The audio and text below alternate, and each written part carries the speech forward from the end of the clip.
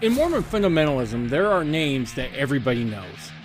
Then there are a distinct few whose influence is felt all over the community. On this episode, we talk about one such man, Ogden Kraut. I sit down with Kevin Kraut, Ogden's son, to talk about his dad. We cover Ogden's upbringing, his mission, and his work as a Mormon fundamentalist historian and author. Some of the most fascinating portions is hearing about Ogden's interaction with folks like Koyle, Bruce R. McConkie, Hugh Nibley, and Cleon Skousen. And that's next on this edition of the Mormon Renegade Podcast. So I just want to take a moment to thank you, the listener. When I started this podcast, I wasn't sure if anyone would really listen. Now, to my surprise, this thing has taken on a life of its own. And that's all due to you, the listener, spending your time here with me, and it means a great deal to me.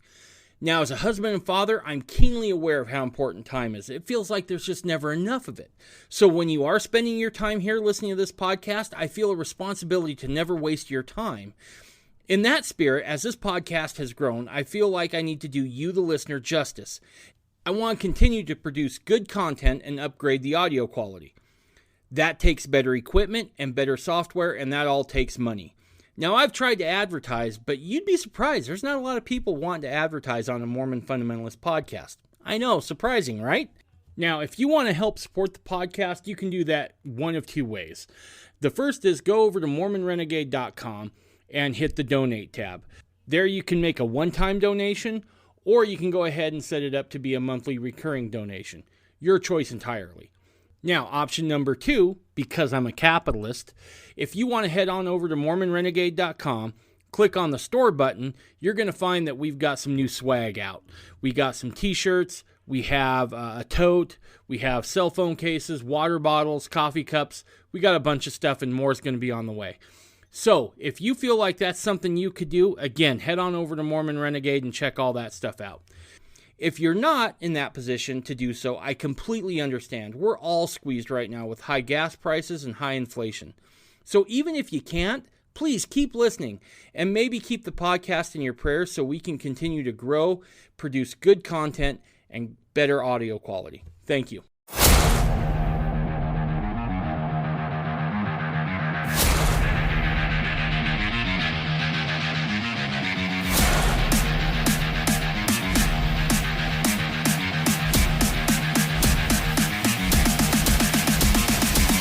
You're listening to the Mormon Renegade Podcast.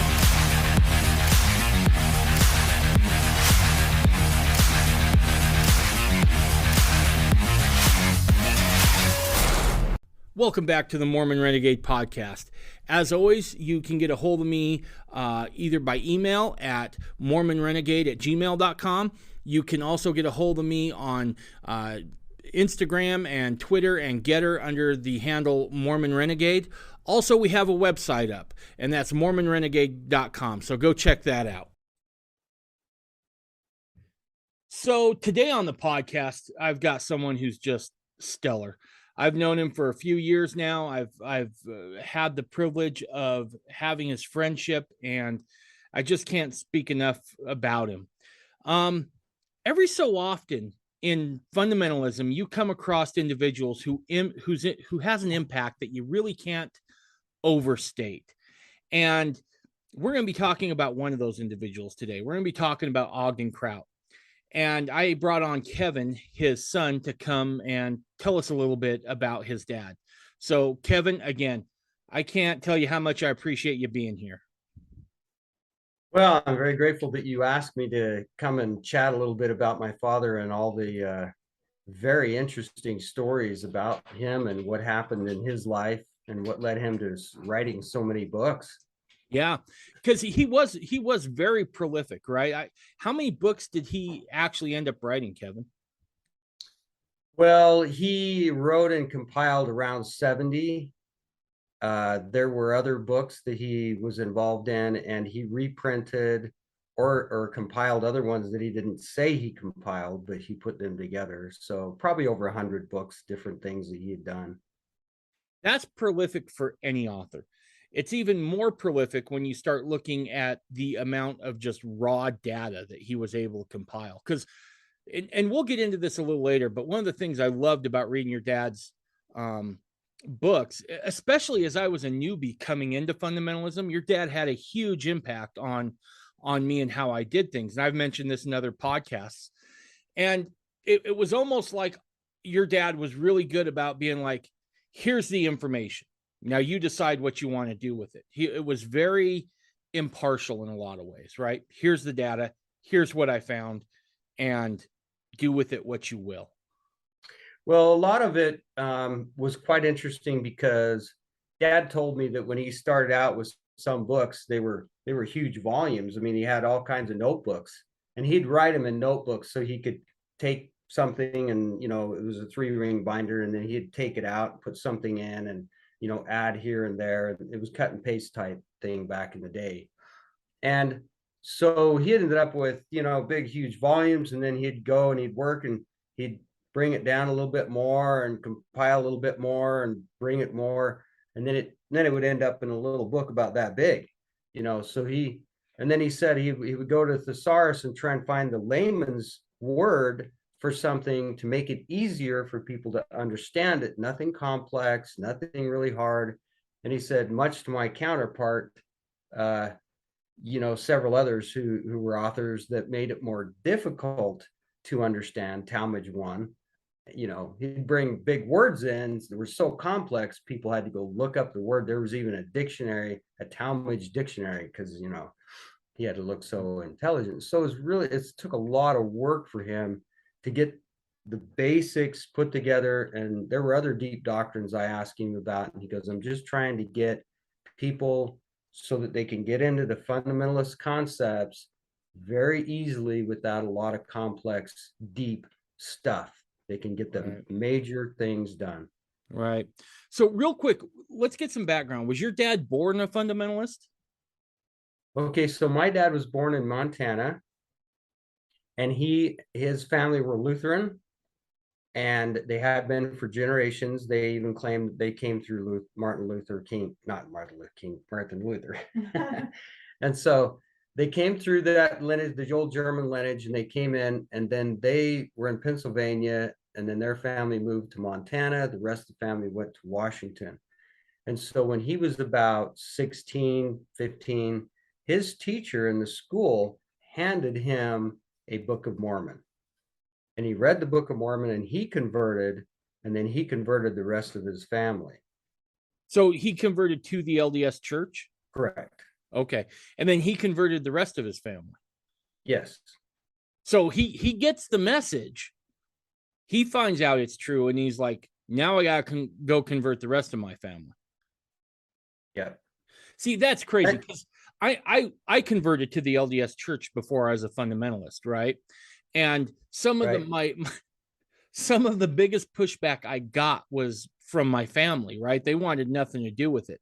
I think sometimes when they see you grow up and they see all your faults, that they're a little less likely to take you serious because they see all the stupid crap you do, right?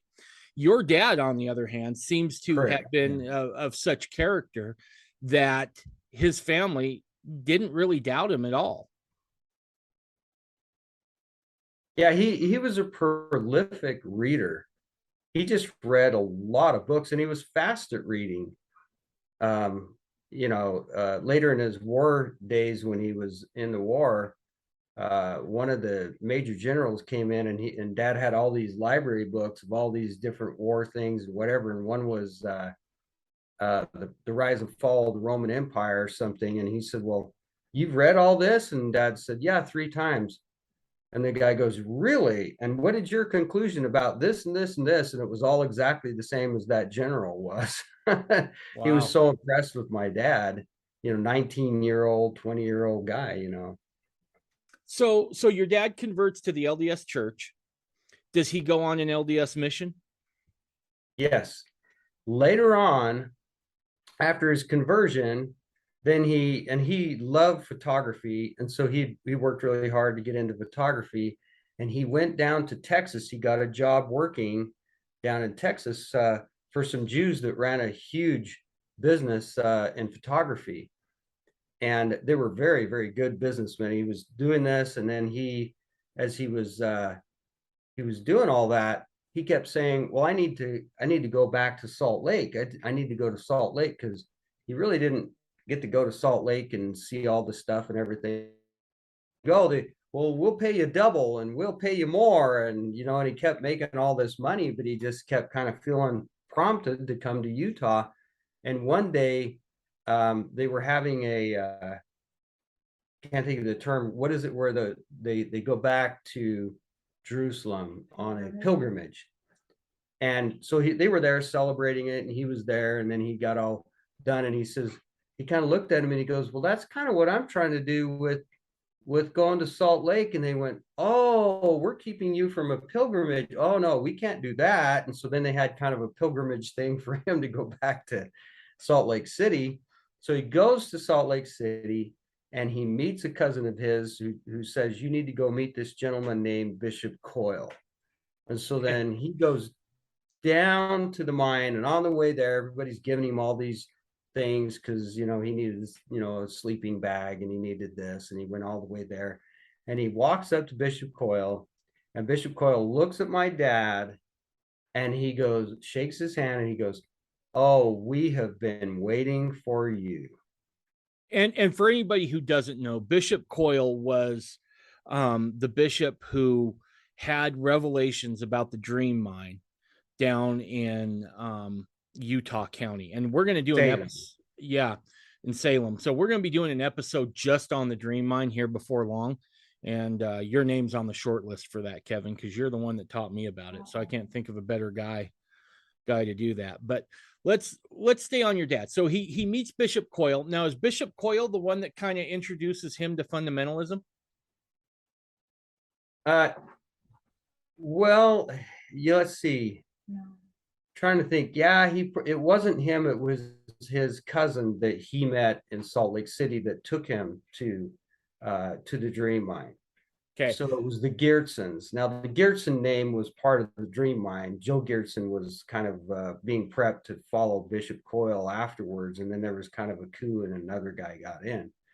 But so he learned a little bit of that, but then he also met Joseph Musser around that same time, and so he started getting into fundamentalism. But then he met Bishop Koyle, and Bishop Koyle, was pretty much a fundamentalist. Mm-hmm.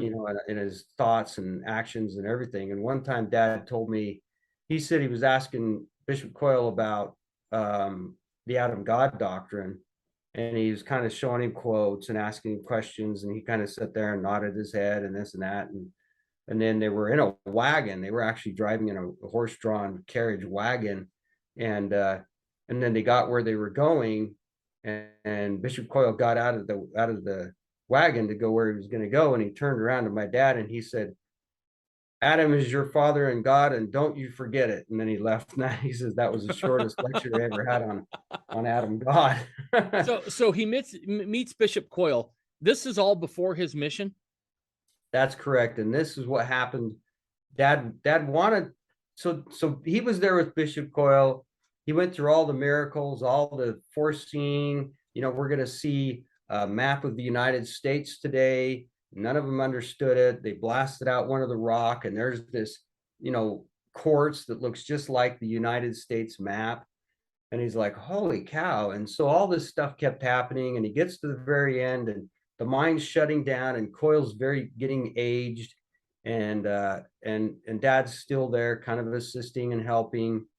But he wants to go on a mission. And he tells Bishop Koyle that he wants to go the old style, the old way, without purse or script. And Koyle says, he looks out the window, and he's thinking, and he's meditating on it. And then he comes back, and he says, Stonewall. He nicknamed my dad Stonewall because he was a stubborn German, Right. And he says, Stonewall, I think you might just get that wish. And then my dad left on his mission. Koyle was kind of sad, and then Koyle died not very long after that. So where did your dad go on his mission? My dad went to Southern States mission, which is Southern Arizona and Southern California.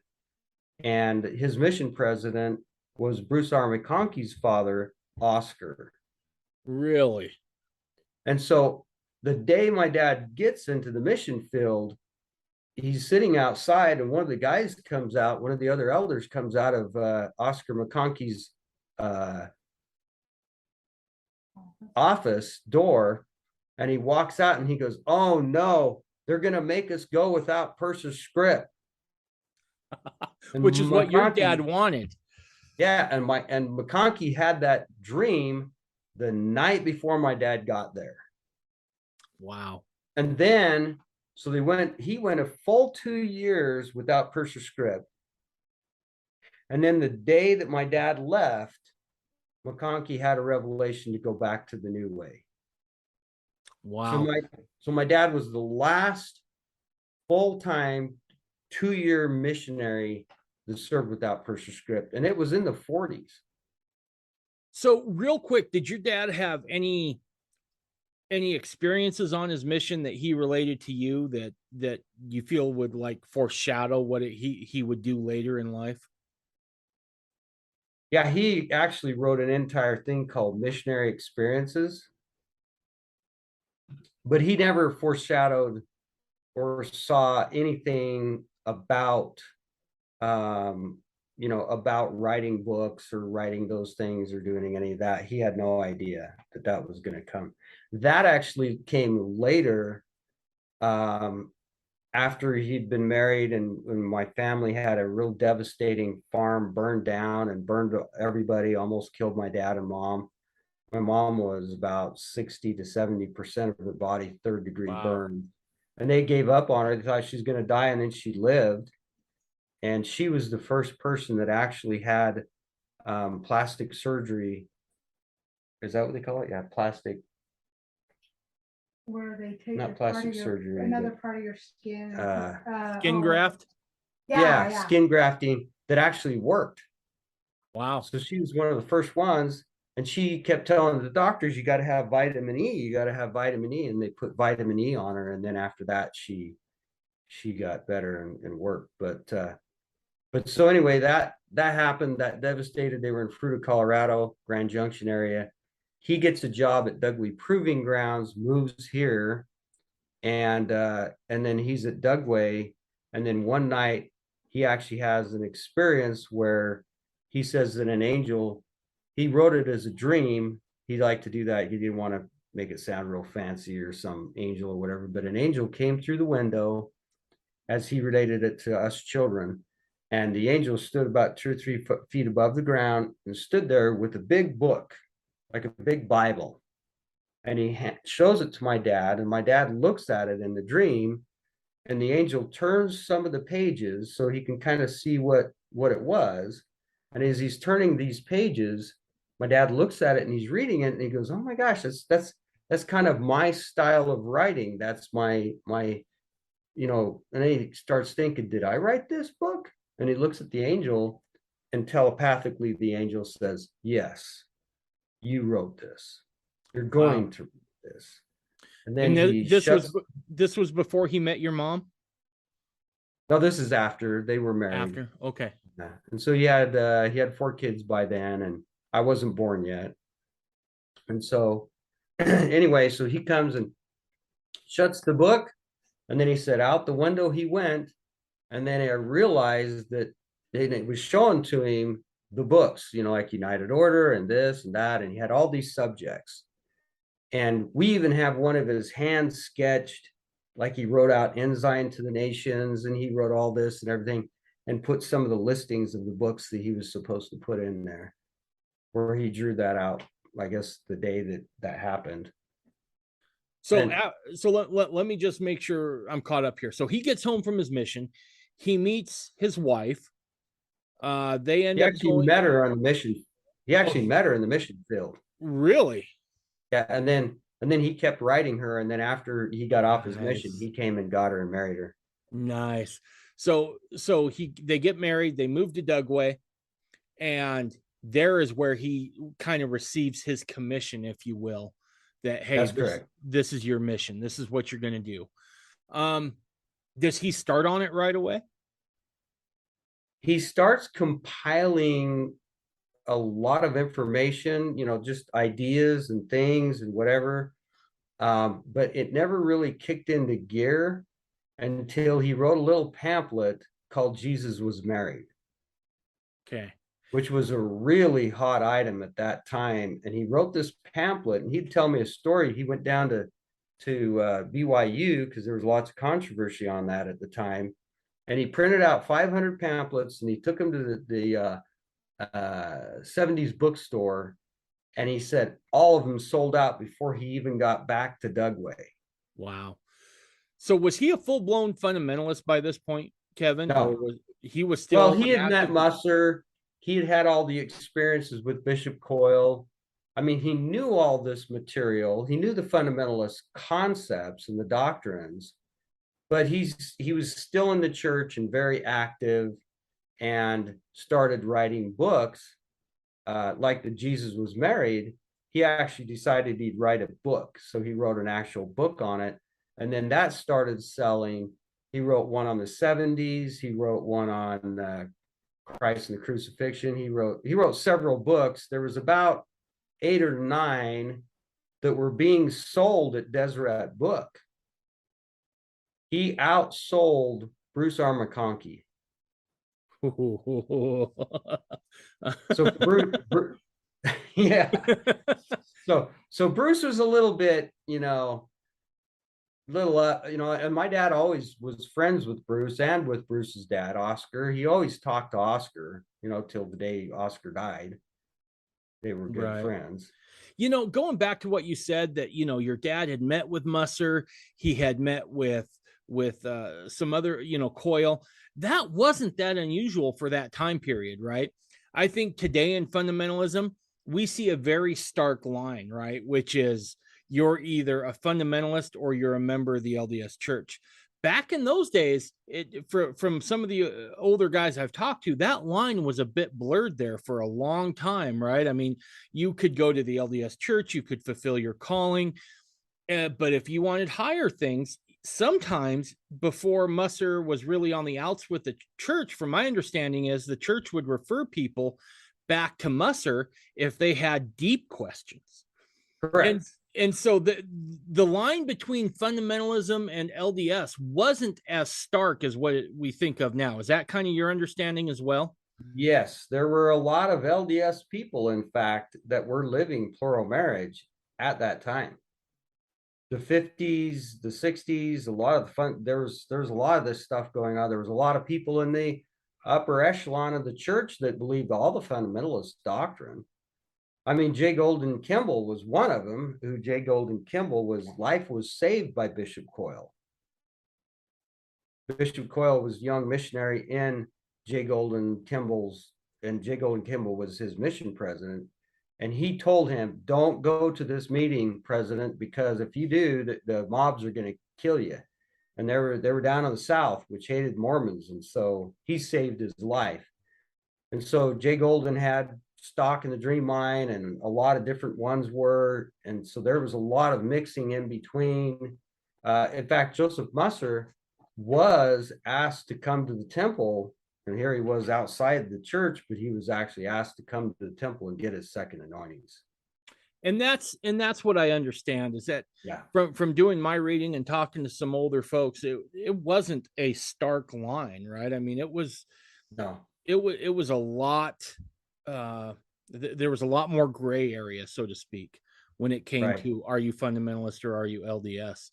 And it really doesn't seem to be about until the 70s that line becomes stark, and it's one of those lines that you have to make a choice on now.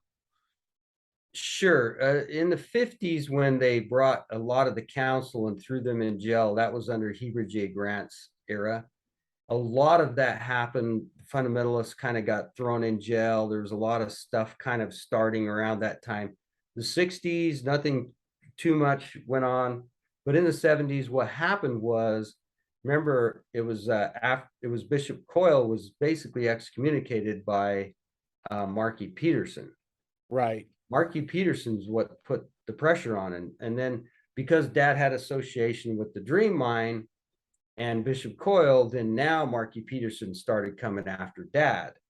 In fact, one time Marky Peterson called President Johnson out in Grantsville and said, "You need to excommunicate Ogden Kraut." And he goes, "Why? He's one of my best guys in the state. He knows more than any of us. Why would I do that?" And he says, "Oh, because he wrote that Jesus Was Married book." And he goes, "Well, okay, I'll whatever." And so he hung up the phone. Then he called, and then Johnson called my dad right away and says, "Now guess what Marky Peterson's after?" And he goes, "What?" And he says, "He's mad because you wrote that book, Jesus Was Married." And my dad said, "Well, you tell Mark Peterson that I went up to the president of the church, Joseph Fielding Smith, and showed him my manuscript before I ever completed Jesus Was Married." And he said, "Yeah, the story's right there. The marriage in Canaan, that was Jesus. That was his experience." He goes, "Yeah, that was great, Ogden, but maybe you could call it, was Jesus married, or maybe Jesus was married." And my dad said, "Well, was he or wasn't he?" Yeah. And so Joseph Fielding goes, "Well, all right, go ahead. There it is." And so I got approval from him, who's the higher ranking officer here. Sorry, and so anyway, so the state president called back Mark Peterson, and Mark was really upset. But so he just found him on some other grounds and excommunicated him. So Mark Peterson was kind of the hatchet man, and he was kind of out getting everybody that he could that had fundamentalist leanings around that time.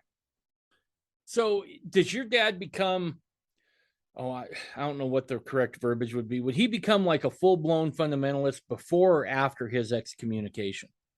I think he was before.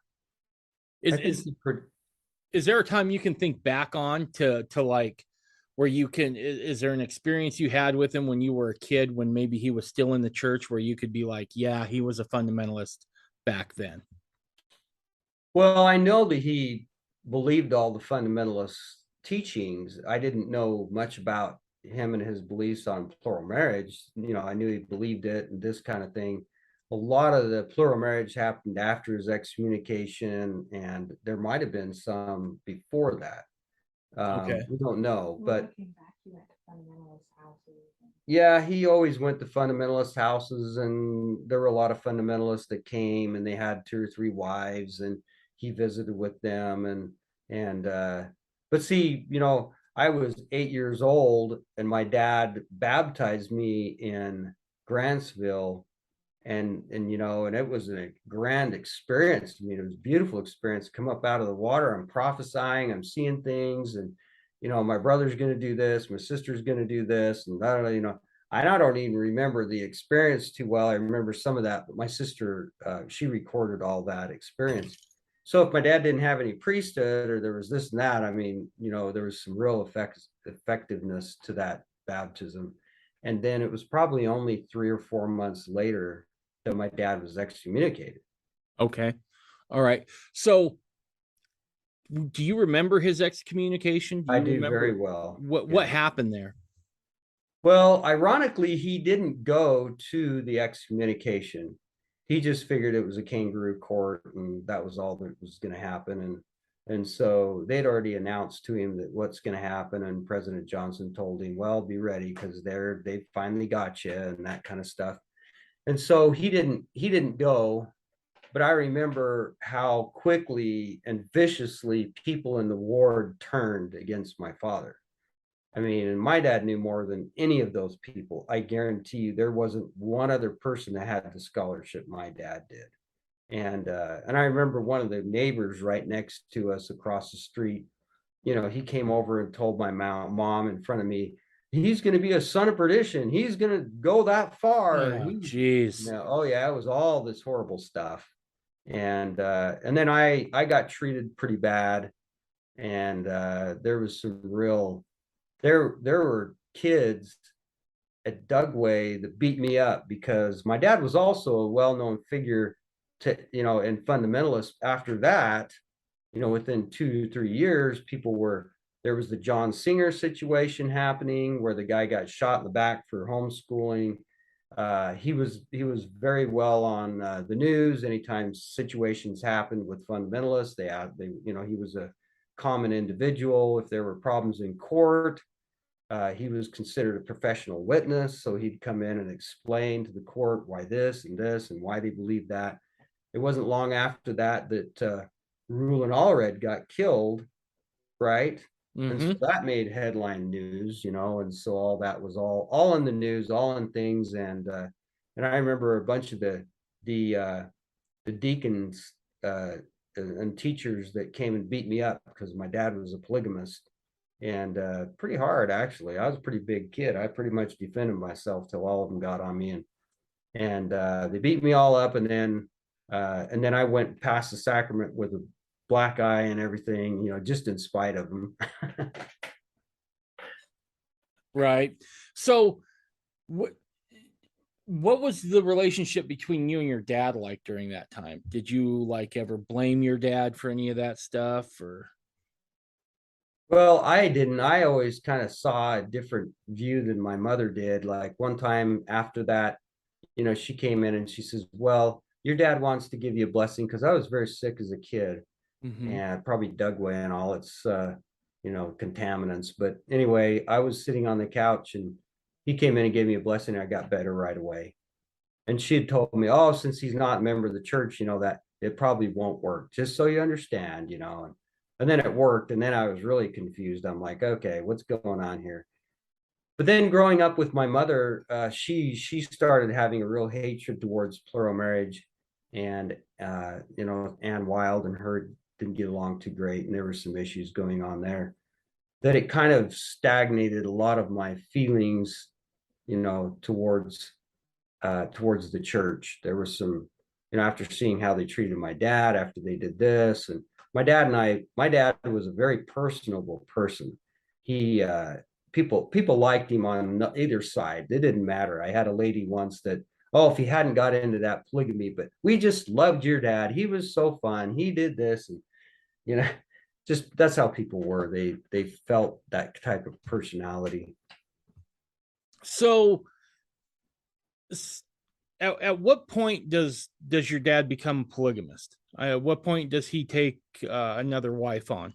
That I can't tell you. I know the second wife was Ann Wild. I don't know the exact date on that. They've kind of kept that a little bit private. I'm assuming it may have been a year or two earlier. I'm not sure. Gotcha. Okay, so he's a practicing polygamist. He's been excommunicated. You bear the brunt of some of that. When does he really start getting his sources together, and where is he finding his sources for his books? Okay, so the one unique thing about my dad and Bruce R. McConkie and Hugh Nibley and a few others that I met, they all had photographic memories. And so my dad, having all the people that told him, well, you need to read this book or read the Journal of Discourses or read this or contribute, or all these different ones. And then he kind of made friends with some of the guys at the archives. And so he got into some of the archival stuff that other people didn't get into. And Dad did favors for the archivist. They said, we can't find this book, or we can't find this. And Dad used some of his influence through the military or people or power or whatever, because he worked for the government at Dugway, and he was one of the, I didn't know this, but he was one of the highest, what do you call it? Levels of civilian contractor. Well, he was a civilian contractor, but there's a pass, like if you security, or it's the highest security level. Security clearance.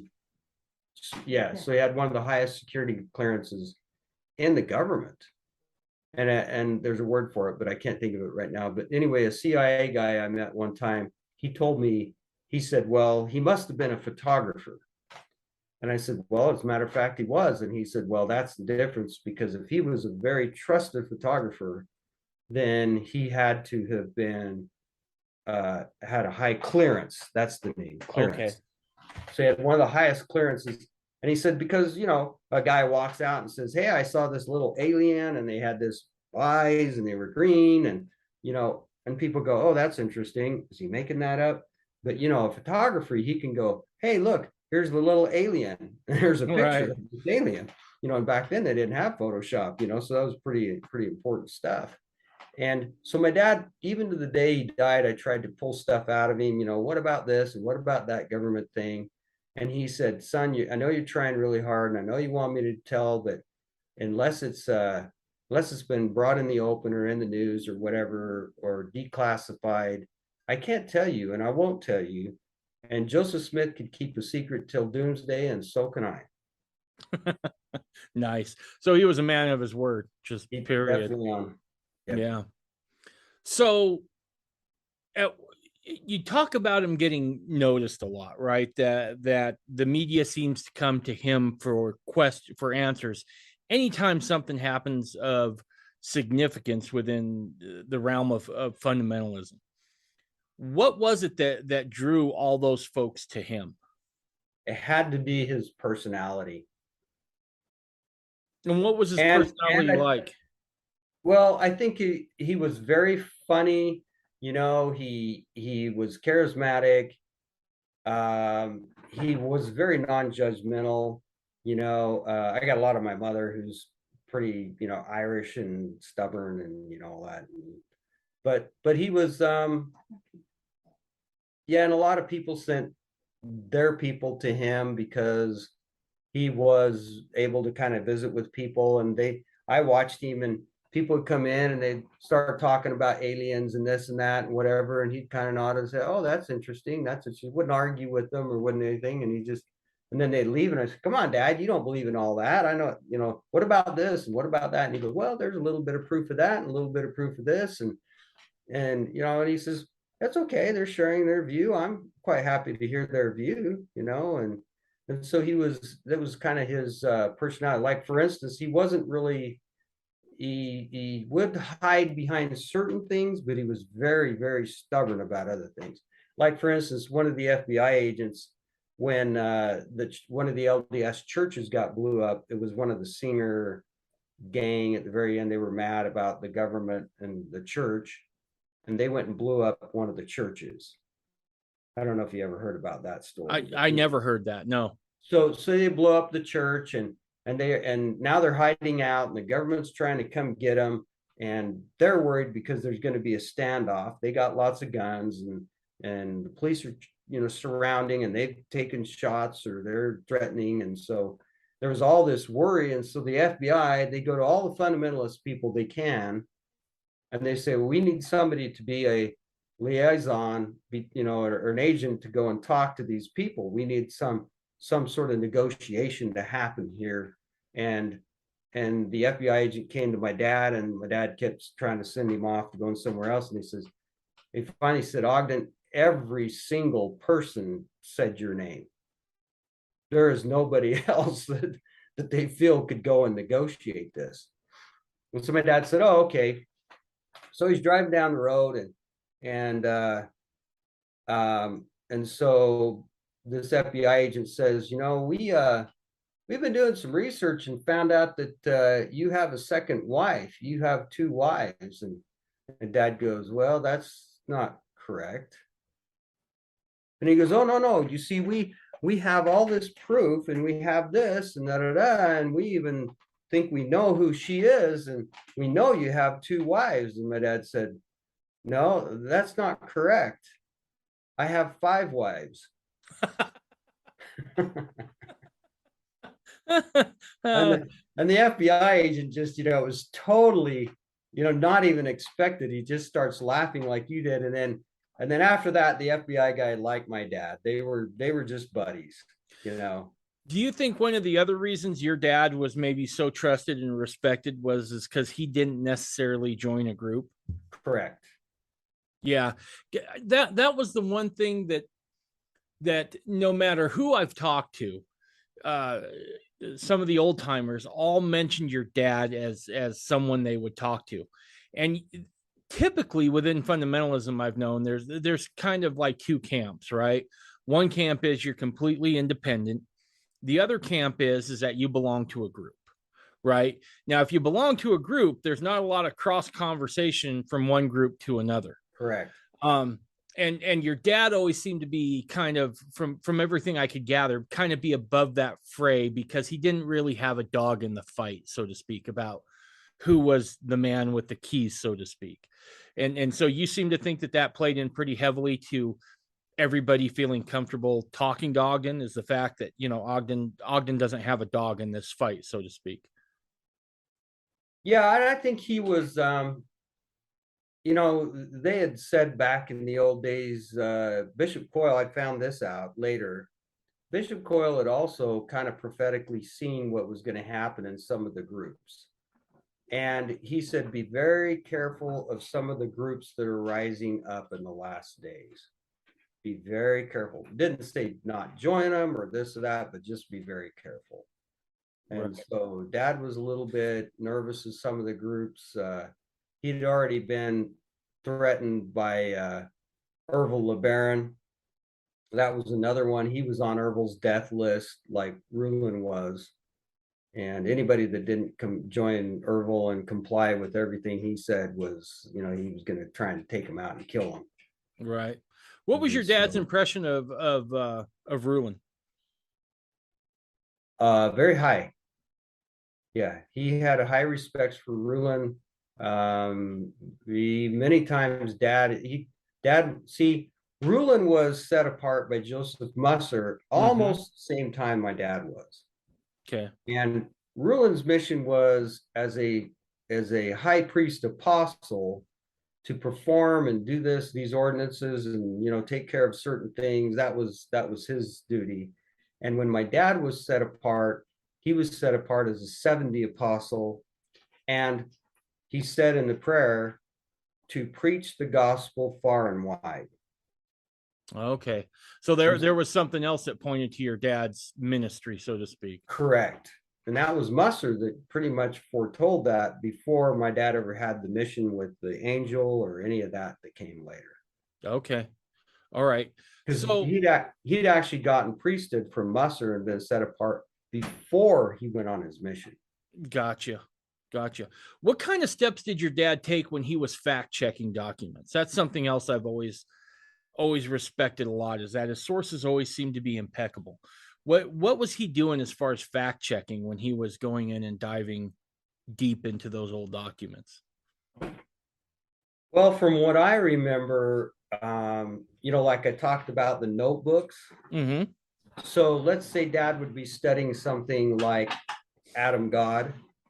So he would go and get all the references that he could. And then he didn't just kind of write down the reference or any of that.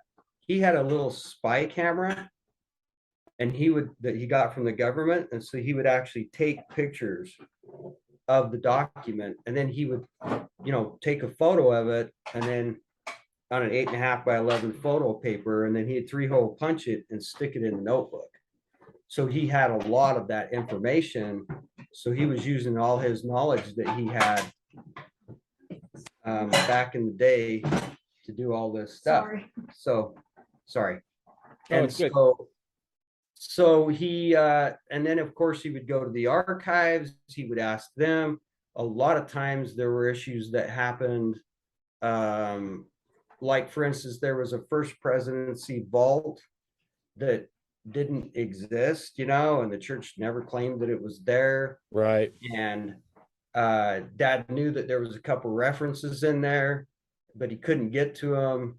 And one of them was in the John Taylor papers, or the diary of John Taylor. So he got a hold of Samuel Taylor, who was John W. Taylor's son, who wrote Flubber and other movies for Walt Disney. Right. And so one day Samuel calls Salt Lake City, and he calls the first presidency, and they're all at conference, getting ready for conference, and the secretary answers the phone and he says, "Can you do me a favor?" He says, "Go back in the first presidency's vault, and on the right hand side is my grandfather John Taylor's diary, and in there about page 53 it says that it's something like this, and if you can just tell me if it was this phrase or this phrase, that would help me out." And she goes, "Oh, okay." And she goes back in, he gets it, and comes back out, and she says, "Well, it was on the left side, not on the right side." Here it is right here, page 53, and it reads like this. And she read it off, and it was just what my dad had. And then she goes, okay, anything else? And he goes, well, what about this page? And was there something else in here? And so she gets all these checked out by her. Then she closes it up and takes it back into the First Presidency vault that doesn't exist. And my dad, got that information from Sam, and they were both laughing forever. Right. So that's fact. That's some of his techniques that he used to check facts. So another question I've always had about your dad is, because he was so knowledgeable about the gospel, he had seen a lot of firsthand documents. Because of the very nature of people, and especially Mormons, right? Because we are a very, we're people who love hierarchy, right? Because that's kind of the way the gospel was first introduced, right? You have a first presidency, a quorum of the 12. I imagine that he must have gotten some sort of push, I guess, from some people to, you should really start a church, or you should really do X, Y, and Z and be a leader. How was it your dad was able to fend that off for so long? That's a good question. I don't know exactly how that was. I just know that he was very stubborn and stonewall, and he felt like the early brethren in the fundamentalist movement said, to not get into a group, and he said that they would have to be like a lone wolf in the wilderness. Each one have to stand like a tub on its own bottom. And so there was a lot of that kind of things that was told in the beginning, and Dad never felt like it was his commission to start a group or any of that. His big push was to get these books done. An angel commissioned him, and he felt inspired to spread the gospel far and wide, and that's the best way that he felt he could do that. So he just really stayed focused on his mission. Correct. And he had a lot of people came later, even after the funeral, and said, man, I'd have joined his group. I'd have done this, I'd have done that. And Dad, the other problem is Dad felt that it was a little higher level. It's more difficult to be on your own. And so a lot of people would come out of the church, they'd join the All Red group, there'd be dissatisfaction with them or something, and then they'd come to Dad, and then he'd become an independent, and he'd say, well, now you've arrived, now you're there, you don't need the crutch, you don't need the help of these other brethren to do this, because you're like a prophet in the wilderness eating your locust and honey, type thing. You're on your own. But he also said that not many people can do that. Not many people could go and be on their own and do their own thing, and he's a very independent type personality. But also I remember Dad, a person coming in one day and saying, I just felt the Spirit really strongly tell me to go join the All Red group, and I felt very impressed to do so. And Dad would say, then that's what you should do, go do that. You don't know the reasons why. It might be because your wife is there. Dad met one of his wives at an All Red meeting, and he said he wasn't going to go that day. And he just got up and went and took Ann, and this gal walks up to my dad and starts talking to him. And that's the third wife that ended up having more children. And they met at the All Red group. And so I even tell people, well, should I do this or should I do that? And I go, I'm not here to make your decision. Well, find me a wife. That's not my job. That's your job. Right. You go do that. I can help or whatever. But, ultimately that's between you and Heavenly Father and what he wants you to do. And a lot of this is stepping up the ladders and learning and progressing. And so I have a lot of friends who, they would go through groups, so they'd go to the church, and then they'd read my dad's books, and then they're off on something more deeper, because Dad's books are kind of what he said was the beginning of the deeper gospel. There's definitely more deeper philosophies and deeper things that Dad didn't write about, and so So it was pretty much, from what my view was, it was very difficult for Dad to tell people he wasn't starting a group, but he tried to assist people to be where they needed to be. Very much a facilitator in that regard. Very much, yeah. So a kind of a compiler of knowledge, and then a facilitator. Someone say, hey, Sure. you feel strongly about this, go here, but understand X, Y, or Z, and that sort of thing. Well, and he brought a lot of people to the All Red group. I mean, in the beginning, one of them, and this has been verified several different ways, but one time it was a general authority that wanted to get a second wife. Here he is up in the hierarchy of the church, and what year? Okay, hold on. I'm going to ask some questions about this. What year would this have been, Kevin? Okay, so I'm assuming it would have been after he was excommunicated, so that would have been in the 70s. Okay, so do we have any idea who this general authority was? I asked Dad, and he said it's sworn secrecy. I'm not going to tell that. So here's the interesting thing, because he rebaptized him, taught him all this stuff, got him all prepped. He and his two wives came to Rulin. And my dad introduced him to Rulin, and Rulin was right there. Rulin brought in a couple of witnesses. One was a woman, and I talked to her, and she verified that I was there when that happened. I was there when that happened. And I asked her, oh, well, who was the general authority? And she kind of laughed, and she goes, oh, of course I'm not going to tell you that. And so she at least verified that that was a real thing. And so Rulin did this, but then later Owen kind of had to have council approval, and they had to join their group, and they had to pay tithing, and they had to do this and all that. And Dad and Rulin definitely felt that, because Dad would bring them and they'd be baptized, and then he'd bring them to the higher orders or higher priesthood functions that Rulin was doing. It was his job to do so. A 70 could actually do those things, but Dad didn't feel it was his calling to do those sealings or other things or whatever. But he had the authority, could. 70 was allowed to basically build up an entire stake if need be, and call a high council and all of that. Right.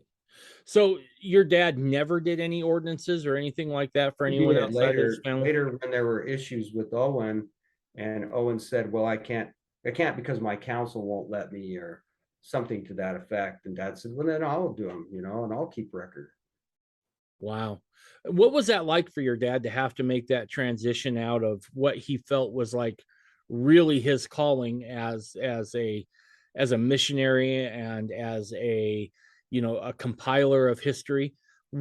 Did that weigh on him when he realized he was going to have to start doing some of those things? Very upsetting. Was it? Did he say anything to you about it?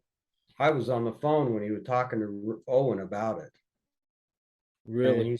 And he said, oh, and this is just not the way. It's not the way Rulin did this. That's not how Rulin did this. And then Dad made a statement. He says, now, does that mean that your council is ruling over you, or you rule over the council? Right. And he didn't really say much. So I don't know what was going on with Owen at that time. It had to have been kind of sad to watch your dad have to go through that, right? Because from all accounts, Rulin was just an amazing individual, a great priesthood holder, very loved by his people and just about all people. So he sees the AUB, and correct me if I'm wrong here, at this time, the AUB doesn't necessarily consider themselves a church, more as an auxiliary to the mother church, correct? And they're very much saying that the church is out of order. We're not the church. We're not the ones. We're just waiting for it to be set in order. Right. So they kind of think, and is this a correct assessment? They kind of thought of themselves as like an auxiliary of the church. Would that be correct? Kind of like the people who were thrown out in the time of the Rameumptom. Okay. then Alma came and, well, you can still worship and, you can still do this without a church or without this. It was about the same as that. Gotcha. Anyway, your dad sees all this kind of happening. It must have been sad for him on some level to watch it kind of fall into disrepair, wasn't it? I watched my dad go through a lot of heartache. The very last part of my dad's life, it seemed like it was all disappointment. He was sad about the church. He was sad about the fundamentalist people. A lot of them had done crazy stuff and gone off track, and he just felt like the whole world had gone to pot. Yeah. Yeah. So I'm going to ask you about some specifics now, because again, your dad saw a lot of fundamentalist history, right? I mean, he meets Bishop Koyle, he meets Musser, he knows Rulin, Allred. So he's alive during like the Short Creek raids and whatnot. Yes. Did he ever say anything to you about the FLDS going off the rails? Do you remember any of that? Yes. Oh, yes. Well, there were several experiences. One was quite unique. And it was the Centennial. Remember the Centennial group broke off? Right. Yep. Okay. So when the Centennial group broke off, what's interesting about that was they had come, as many of the leaders of the groups came to my dad wanting him to be a part of their group. Right. And the group down in Colorado City had come to my father before the Centennial breakup and said, we want you to be, our right-hand man or one of the guys there. And, we'll give you this money and we'll do this. And they had quite an enticing, program. And my dad said, some of those guys down there, they can get pretty radical. Stories have been that some people have been buried in the desert. In other words, they've taken them out. And so my dad said, I was a little nervous of all that. And so I had to word everything just perfect and, all this. And he said, and so dad, he says, now, why would I go to just your group? Well, we hold all the keys, we're the only ones that hold all the keys. And dad kind of looked at him funny and he goes, well, I don't believe that. And here's a revelation. And he pulled out, I think it was the 82 revelation or one of those where he goes to the Lord and says, who holds all these keys? And the Lord says, all of you hold these, all 12 of you hold these keys in common. However, there's one who is a spokesman. And so dad said, well, there might be a spokesman there, but it's kind of a spread out thing. It's not like just the one and only. And that kind of made him a little upset. And so they left because they didn't really know much about scripture and thing. And so then they went down and my dad thought, I haven't heard from them. I wonder if they're going to come get me or how that went. And so, so they went down, or he called one of his buddies down there. He called him one of his spies. And he called him and he says, so what all happened down there with all this? I haven't heard anything. I don't know. Oh, he goes, oh my gosh, was you the one that brought up that revelation? And my dad said, sure. And so he said the leader the next day in church, because that was on a Saturday, my dad talked to him about that. And the next Sunday, he got up in church and said, well, this was, I think it was John Taylor. Could have been, who was it? Anyway, John Taylor got this revelation.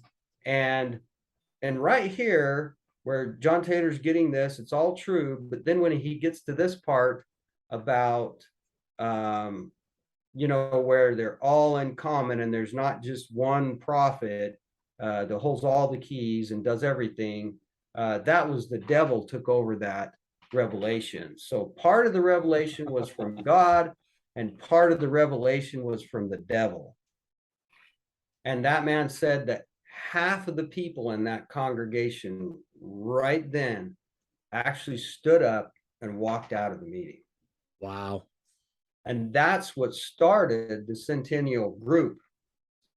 Really? That's where they said, we're done. This is it. That's just final. If he's saying that, that's just bull crap. We're finished. We're out of here. And they left. And that was the breakup. And I met a lady, she's now passed away. Was it Donna Macker? Yeah, Donna Macker that actually told me she was in the meeting and heard that happen. And I've talked to several other people and they say, oh yeah, we remember that. We remember that whole meeting very crystal clear. So he really did say that part of it was from God, part of it was from the devil. And your dad, by bringing that revelation up, really was the catalyst for the Centennial Park Group to break off and start doing their own thing. Yeah, that was definitely the straw that broke the camel's back.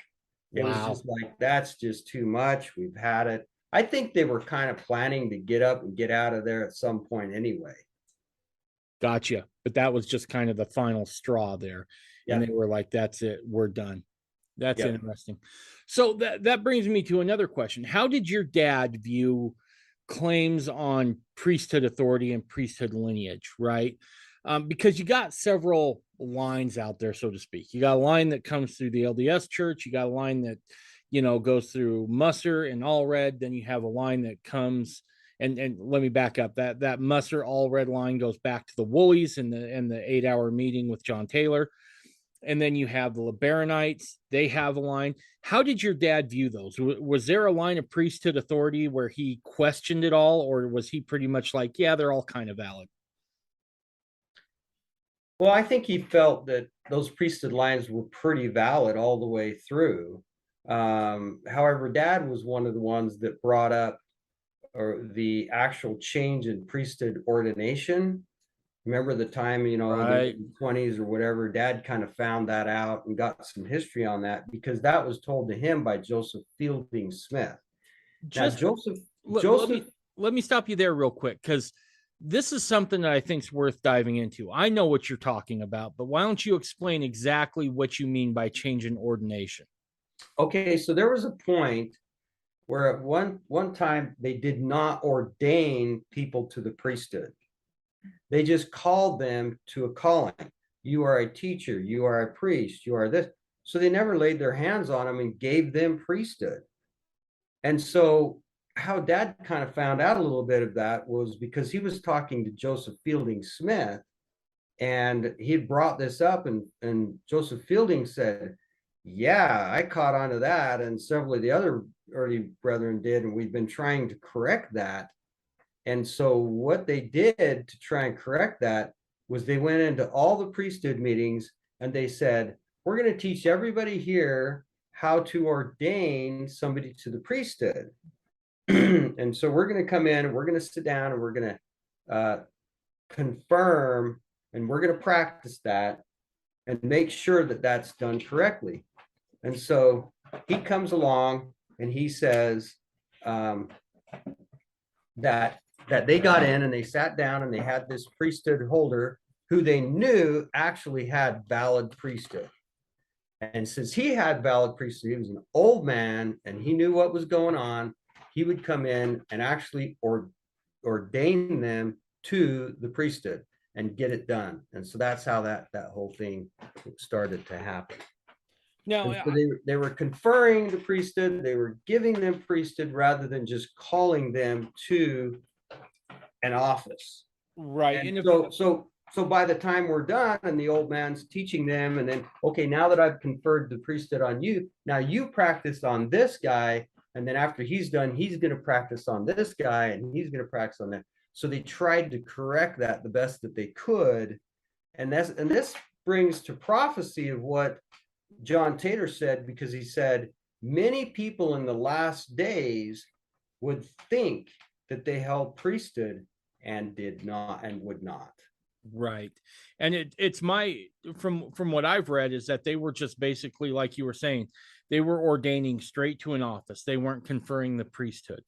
Right. And so what you had is you had essentially, I believe it was, don't quote me, I'll have to go back and look at my sources, but I want to say it was from like 27 to 53 is they weren't conferring the priesthood. They were just ordaining to an office.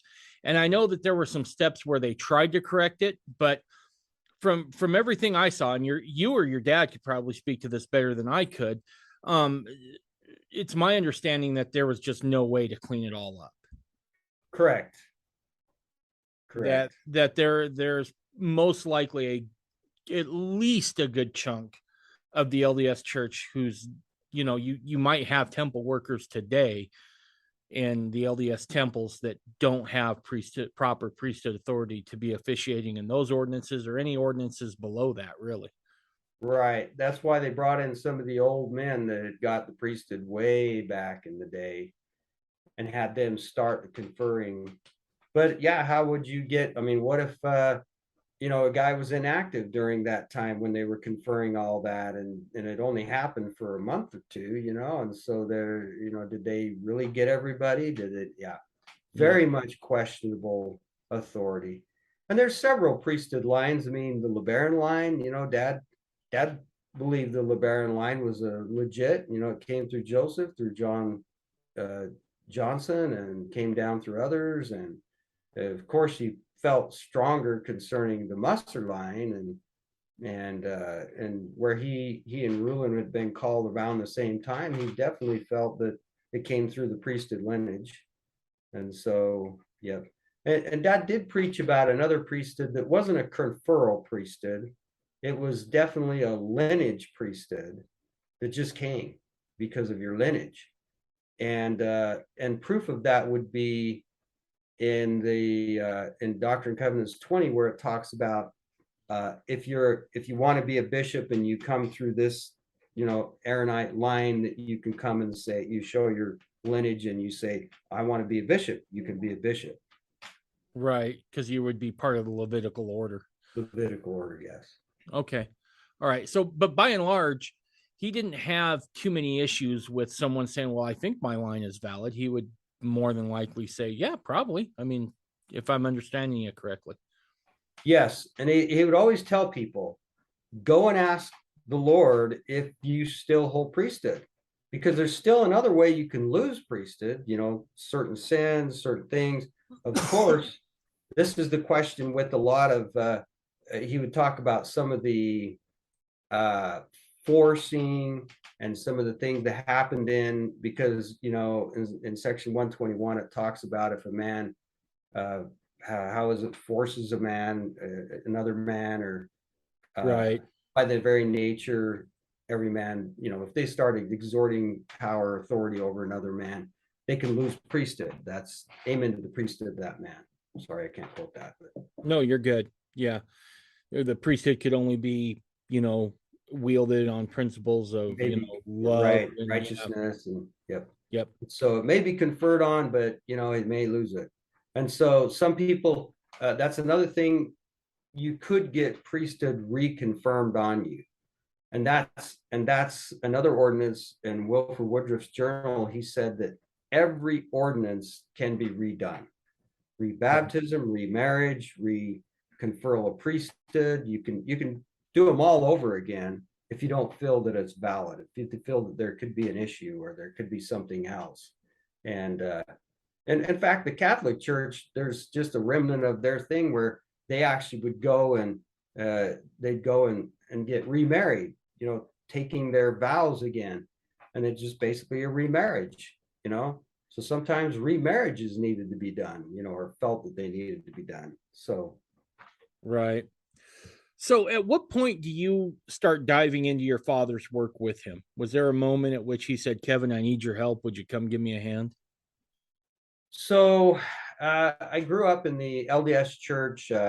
My mother pretty much brainwashed me against all fundamentalism. I hated polygamy more than any other human being on earth, from what I could gather. And then I moved up here. I had an inspiration to move up here and go to BYU.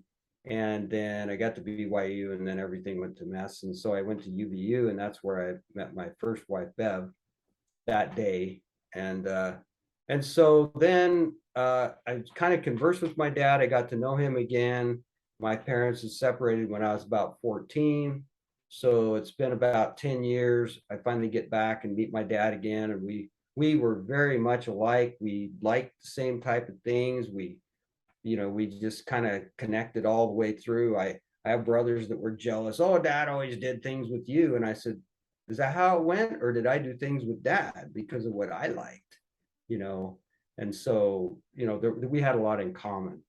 And so anyway, I was 25 years old and just barely getting to know my father again and having a blast. We're just learning stuff, and I'm reading, researching, and questions that I had asked all through people and everything. My dad was answering those questions, but just a little bit here and there. But the big one was my dad had a heart attack, and he went to the University of Utah, and he had one vein that fed his heart, and that vein had closed up. Ooh. And so they were trying to do some new things. They tried some angioplasts, which I was a paramedic down in Tucson. I went, those things hardly ever work. But I did know that down near Tucson Medical Center had been putting these new things called stents. And I talked to them about it, and they said, well, we can't get him down there. And I said, I'll drive him. Well, he needs to have medical assistance. Says, I'm a paramedic. What more do you need? I mean, I'll take oxygen tanks. I'll do this. I can resuscitate him. I've done this. Oh, really? Okay, let's do that. And so they actually paid for this medical treatment down in Phoenix to be done. So it was experimental on my dad because they could prove, because it's just one vein. And if it did work or didn't work, that would, there's only one way in and out. So it's not like 2 or 3 other veins they have to cover. And so they did that, and it worked very good. And then on the way down, I'm asking my dad every question there was. I mean, I just nailed him on all the stuff for my mission and everything. And he answers them all and brings them all through. And then we get there, and then I ask him, just before he goes in for the operation, do I have any other brothers and sisters I don't know about? And he says, yes, you do. And I'm like, how come you didn't tell me? You never ask. Like, oh, thanks. So I find out about 2 sisters and a brother, half brothers and sisters. And so we go in, he goes in the operation, it's successful. We go back to Pima, where I'm from, and my mom's talking to me, and I am a converted fundamentalist in one day. It was that trip. Yeah, I can prove everything now. My mom was madder than hopscotch because now I'm on dad's side, And so anyway, and she was kind of heartbroken, but I said, Mom, it's true. Now I'm certain that this and this, what you say, is correct. Now, you also understand my mother. My mother was very spiritual and very in tune to things. And he took my mom to Rulin and met all these people and trying to, kind of talk her in fundamentalist, way, or polygamy or whatever. And she didn't really have any problems per se with polygamy as much as her and Anne clashed. And so the second wife they didn't see eye to eye, and so there was some issues there. And so, but she did kind of get to hate polygamy and all this, even though her grandfather was a stake president, the first stake president in Arizona, and he had to live plural marriage in order to be a stake president. And so but they had problems in that relationship. There were some problems. That's kind of brought down through the family of how he may not have treated him equally, or there may have been some issues. And so anyway, so my mom, she goes and prays and asks, should I join the fundamentalist movement or should I stay in the church? And she gets a very powerful stay in the church. And so she stays in the church. She raises all us kids in the church. We all go on missions. Fantastic stories of conversion by us children, even myself almost converting the King of India, and that, because of that experience, allowing people to go, because of his influence, he allowed missionaries in. And so there's a lot of stuff that wouldn't have happened had we not been in the church. We needed to be there. So that's why I say this is such an individual thing. You have to ask God, is this what you need to do? I know lots of fundamentalist people. One, he'd actually, pretty much knows more about fundamentalism than me, you, and maybe not even as much as my dad, but close to it. And he had an angel come to him and tell him to go back in the church. And he goes, I'm not going back in there. I'm not still there, and he's mad, because the way the church treats some of us. And the angel says, no, you need to go back. And so you need to teach my people. You need to teach these people. So he goes back in the church and he there's that one Temple Recommend interview question about fundamentalist ties or people that are Right. I can't remember how it's worded, and he says, well, I'm not answering that stupid question in that interview, and the Lord says, I'll take care of that, don't worry about that. And he said, so he told me one time, he says, every time it gets to that question, knock on the door, phone call comes, something happens, and then the guy comes back and looks and he goes, okay, we're all done. So it always gets skipped, that question. That's awesome. So you're able to spend that time with your dad on the way to Arizona, where it sounds like your dad just really answers every question you got, right? And by the end of that trip, you're a fundamentalist, right? You're like, okay, now I see. Yep. You've had light and knowledge passed on to you. So when you guys get back to Utah, do you immediately go to work with your dad and helping him do his stuff? Yeah, we started kind of working together and doing things at that time. And I said, gee, Dad, what if they throw me out? And he says, then it happens, but it'll come in the Lord's time. I mean, my dad knew all this fundamentalist stuff, and he says, I had 5 kids. I knew all this before I, went on a mission. And look at all the good that I did and all the people I influenced in the church. And I wrote all the books and I did all these things. And he said, and then finally, it's just like the Lord's timing was, okay, it's now's the time. And he said he got excommunicated. He went home and he cried because the church was everything to my father. And he's upset.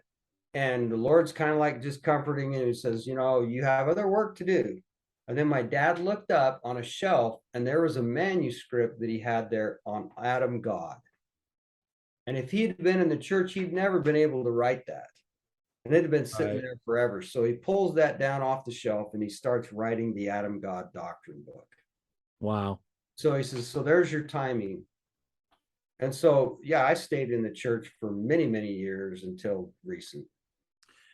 And how long did you work with your dad before he passed, Kevin? So we were working together, doing books, doing things.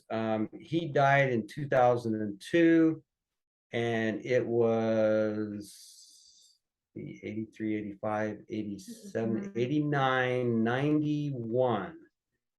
So it was 92, about 92, 93. So it was close to about 10 years. Yeah. What are some things that surprised you as you worked with your dad, as you saw him work, as you saw him do what it is he did? What were some of the things that surprised you about the whole process? I think the inspiration was number one.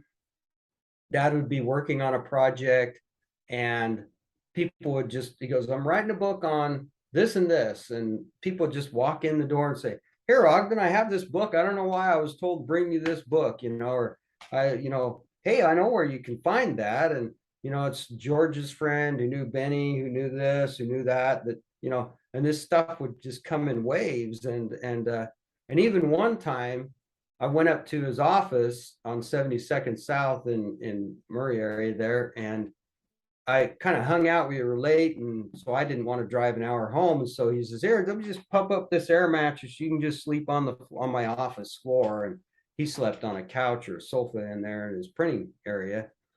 And so he says, don't be alarmed if I wake up and come in and type on my computer, because sometimes in the middle of the night I get some real inspiration. I want to come in and write it down, And I says, okay. And so in the middle of the night, he comes in, kind of stumbles on me and wakes me up a little bit. And I go back to sleep and he's sitting there typing. And he gets all done the next morning. I wake him up and I says, well, what did you write last night? And he goes, I didn't wake up. And I go, yes, you did. You woke up, you came in. And said, no, I didn't. I didn't get, no, you did. I swear you came in. No, you must be dreaming. You're a dreamer. You dream all the time. Okay, let's go look. And so we got on his computer and opened it up. And here's this whole discourse. And my dad read it. As he's a super fast reader. He read this and he goes, oh my gosh, that's about one of the best discourses I've ever done. And he looks at it and he goes, that definitely came by the Lord. I can't even remember it. Wow. And it sounds like it was a pretty frequent occurrence that kind of inspiration would happen for him, right? He had a lot of that. When he wrote his Sears and Searstones book, it's kind of an interesting story. He went up to a bank. I think it was Zion's Bank, just south of the temple there. And there was somebody that had a seer stone. And so he wanted to take a picture of the seer stone because he was compiling this book on seer stones. And so he goes in and he talks to the banker, and the banker says, well, come on in. And they got this guy. And the banker goes, there's a bunch of people that have seer stones here.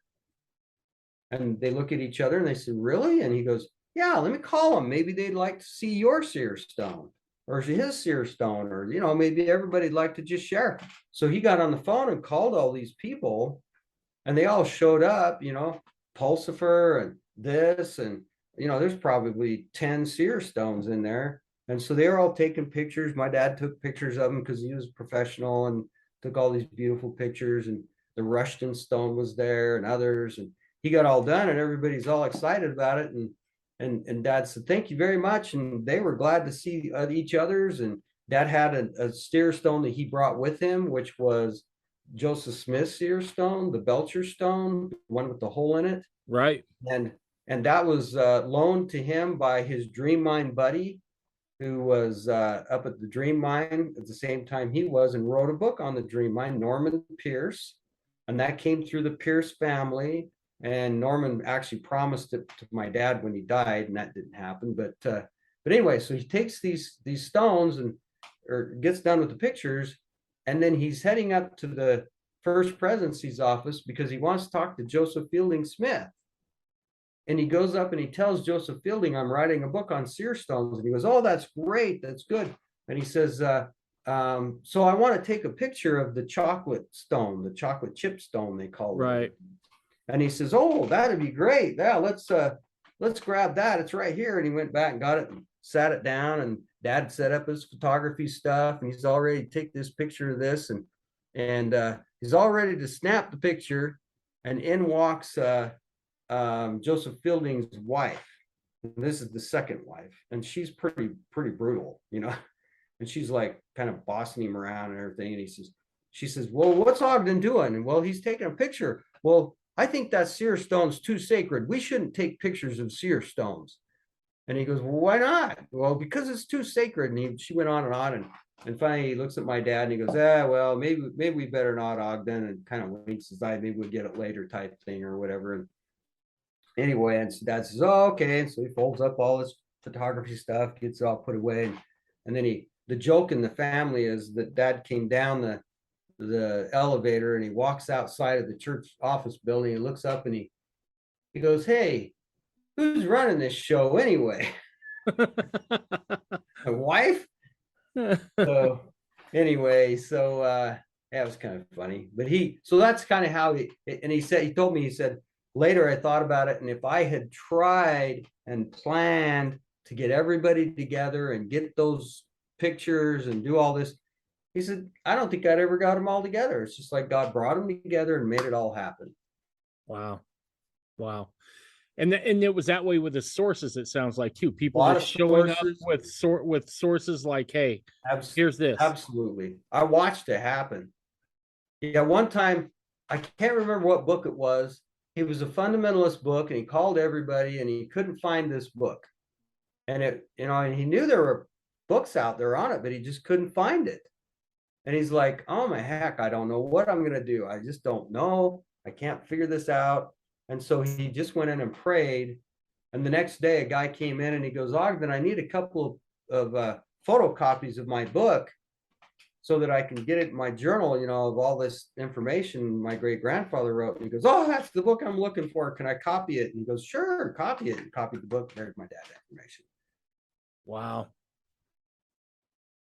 Wow. So at what point did you feel like, yeah, I want to keep doing this? This is my new profession, because it sounds like you were, an EMT. You talked about working for Novell. At what point do you remember thinking, I think I have this same calling? I didn't think that at all until right before my dad died. And right before my dad died, I wasn't even thinking that. I figured dad would get better. So I wasn't thinking that at all. My dad came in and he walks in and he sat down with me and he says, I got to tell you a story. So you remember me talking about NB Lundwall? And I said, yes, I do. And NB Lundwall had this huge archive. They call it the Lundwall Records or whatever. And he had come.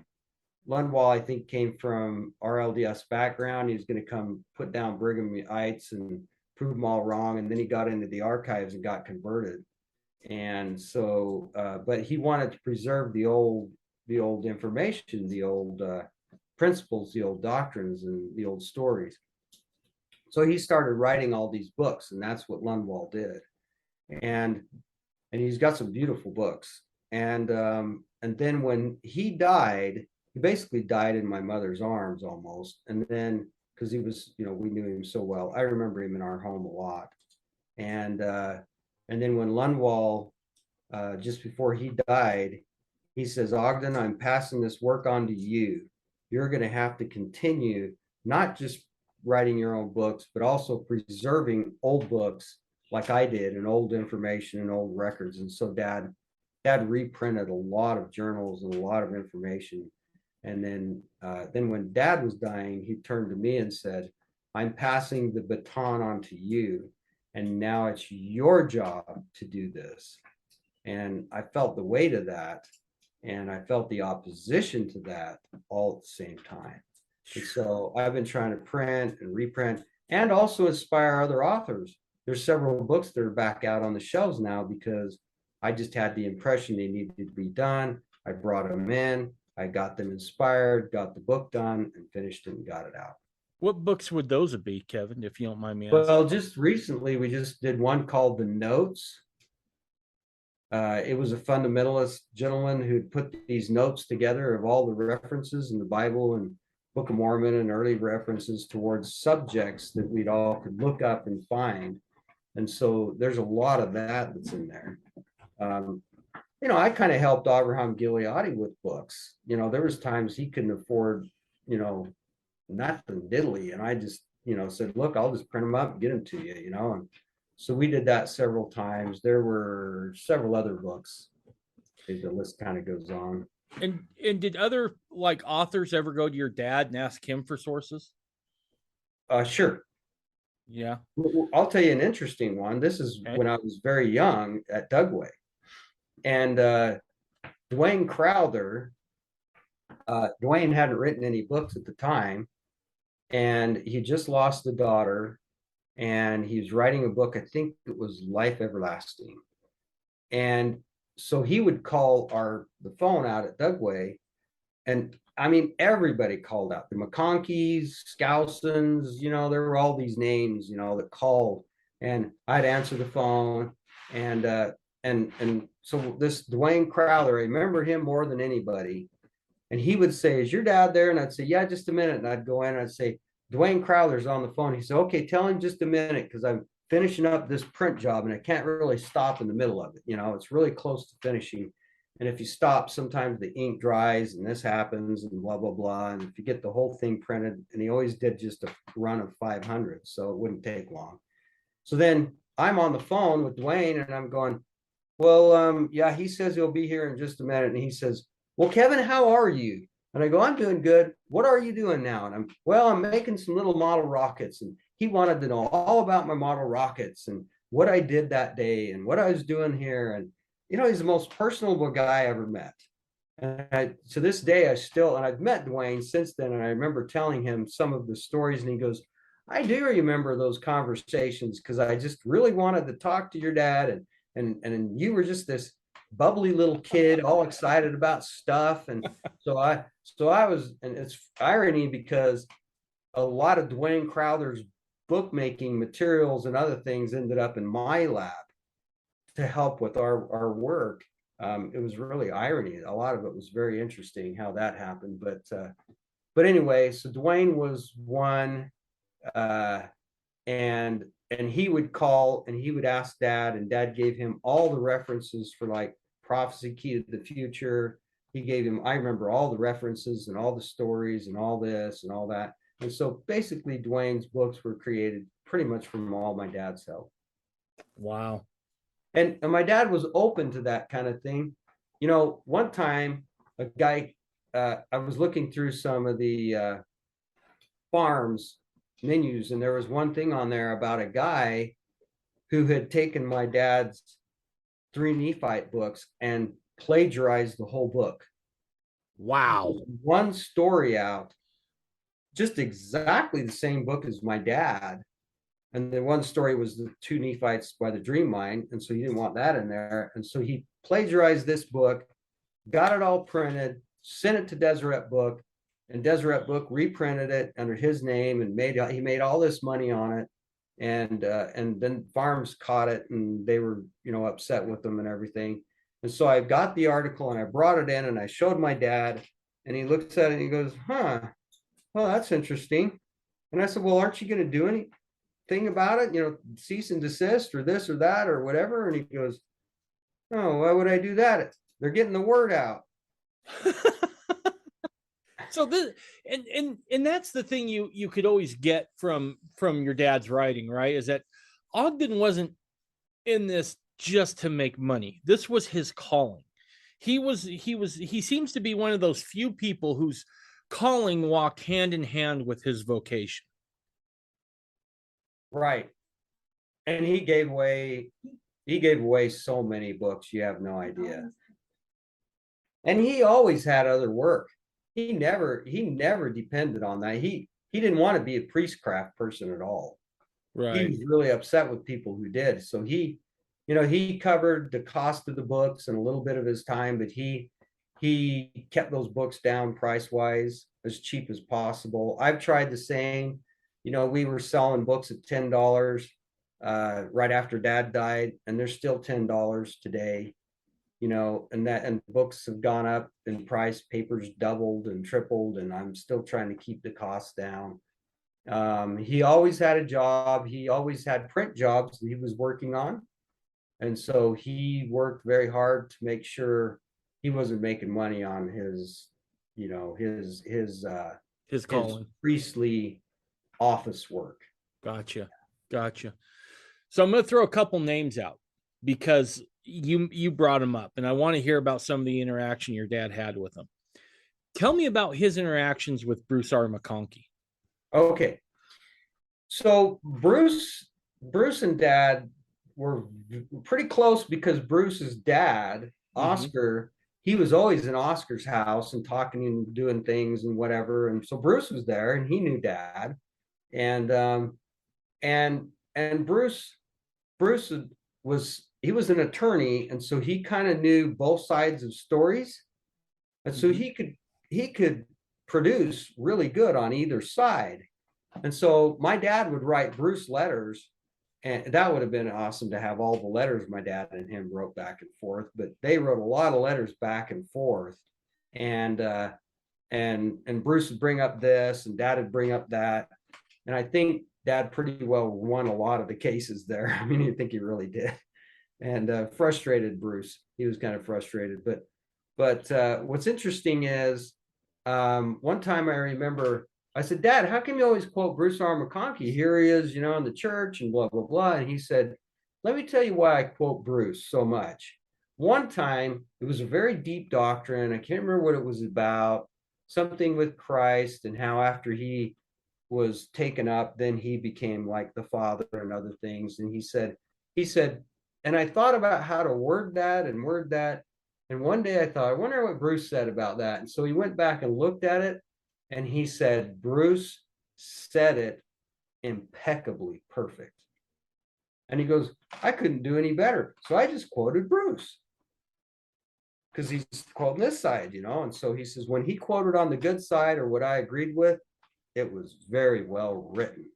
And towards the end of Bruce's life, Bruce passed away, and we were watching the funeral, and then Dad kind of went out of the room, and then I left or something, and then came back later, and he was in his room still kind of staring at his books and kind of looked kind of sad or something. I walk over there, and Dad's kind of got some tears in his eyes, and I go, Dad, you okay? And he goes, oh yeah, and just kind of upset, you know. And I said, are you crying over Bruce dying? You know, I thought you guys were like, you know, mortal enemies, you know. And he goes, no. He says, you got it all wrong. He said, we loved each other because it was like a tennis player. You go out to, you know, you got your competition, you get out there. All right, man, I'm going to beat you today, you know. And I'd send a letter, and he'd send a letter back, and I'd send a letter. And he said, we were having fun. I'd go and look up all the references,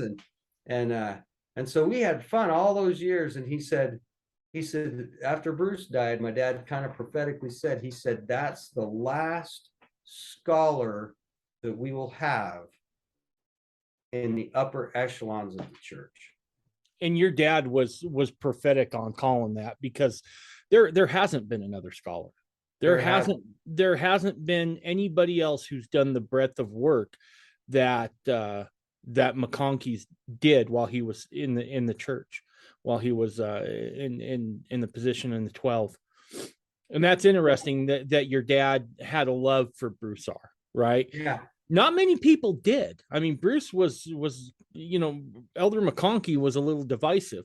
And the fact, I think your dad shows us something still today, right? Which is, we tend to like to divide up into camps, right? You got the fundamentalists, you got the independent fundamentalists, you got someone in a group, or you're a member of the LDS church.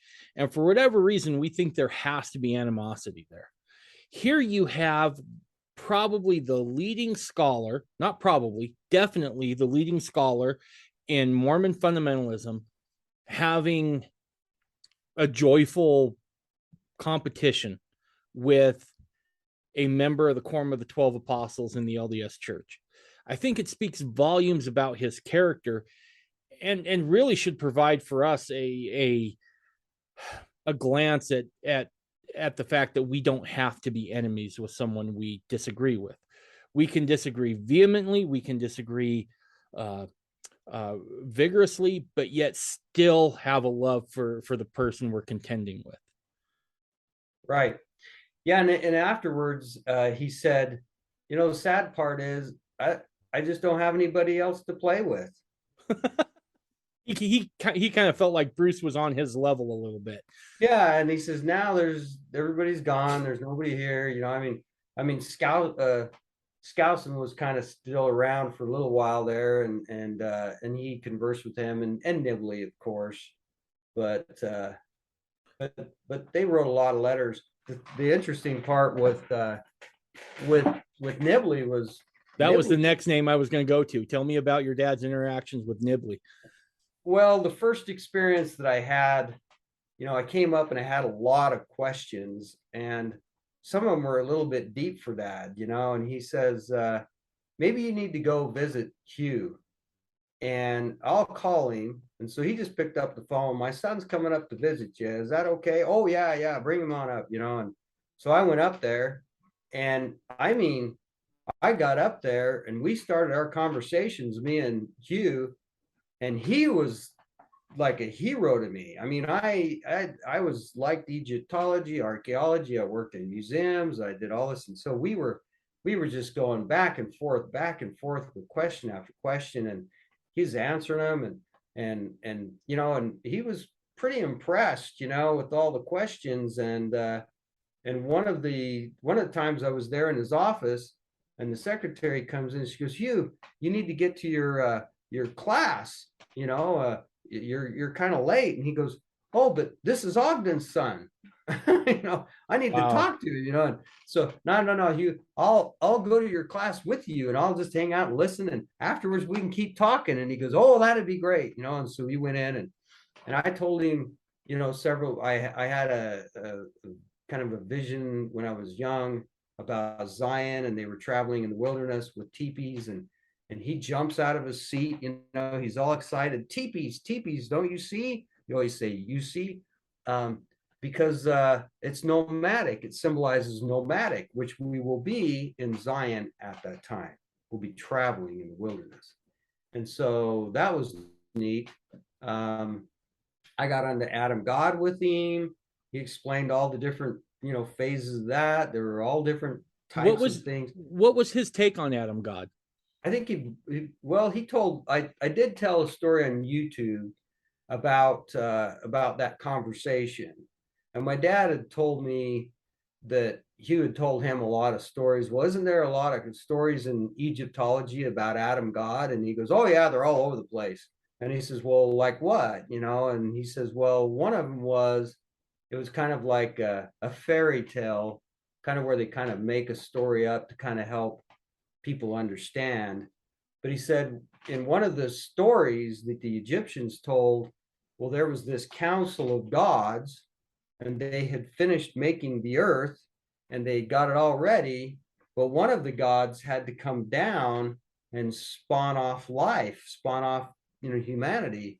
And so they all looked at each other, and they're up there in their cushy thing, and it's nice and posh, and nobody wants to go to mortality again, and so they said there was one guy like me, I'm not really paying attention, always reading a book or something, and he's over there kind of not paying attention. And so they drew sticks and drew the straw, the short stick. Right. He went over there and said, you got to go down. And he goes, I don't want to go down. And they go, oh, yes, you do. You're going to go down. And they said, no, I'm not. And they grabbed him and they threw him down to earth. And he went down. And as he was going, he was stumbling, and he falls and hits his nose. And he looks, and he looks, and he's got blood on his hand. And he goes, oh, no, I'm immortal. Wow. So that's the story. So Hugh, you get this feeling that Hugh believed the Adam God doctrine? Yeah. Yeah. That's interesting. What about Skousen? Did your dad have much interaction with Cleon? Oh, I have written stuff clear back before Cleon. It was before I was born. My dad in Fruita, Colorado. My father, believe it or not, actually started the John Birch Society in Salt Lake City. He was the one that started the John Birch. And so my dad was very patriotic. He knew all the J. Bracken Lee. He knew all the guys back in the day. I've got a letter my dad wrote to J. Edgar Hoover. My dad wrote all kinds of letters about communism, about things, J. Edgar Hoover wrote back. And so there was a lot of stuff that Dad had seen in World War II and other things, in the military about communism that kind of, scared him. A lot of stories that made him very concerned about, what could happen. And so Ezra Taft Benson, by the way, they kind of knew each other in the early phases of that. However, I don't think Ezra Taft Benson liked my dad's response to his Follow the Prophet lecture, because my dad wrote a response to that. So they got a little bitter towards that. But and then that's another day. But anyway, Skousen and my dad knew I remember Skousen in my home. Really? At Dugway. He came out there and they visited all the time and conversed, and lots of letters back and forth between Skousen and all kinds of things that went on. And he definitely knew my dad very well. Dad helped him on some of his research and some of the things. And yeah, it was really fun. Do you think how'd your dad feel about his scholarship, about Skousen's scholarship? Because he wrote several books. And One that I enjoy and I remember reading was the 1,000 Years series, right, where it goes through the Old Testament. How Sure. did your dad feel about his research and about his scholarly endeavors? Well, a lot of people don't know this, but Skousen was kind of right along with Dad and all these guys. The very first book, remember, Skousen kind of wanted to become, he let people know he wanted to be a general authority. Mm-hmm. Okay, he really kind of wanted to get up into that. Now, my dad was called 3 or 4 times to be a general authority, and weird things happened and kept him out of being that. Really? Well, I won't go there, but anyway, this other story. One time, all right, I'll tell the story. Yeah, tell the story. I mean, this is about your dad. Let's tell the story.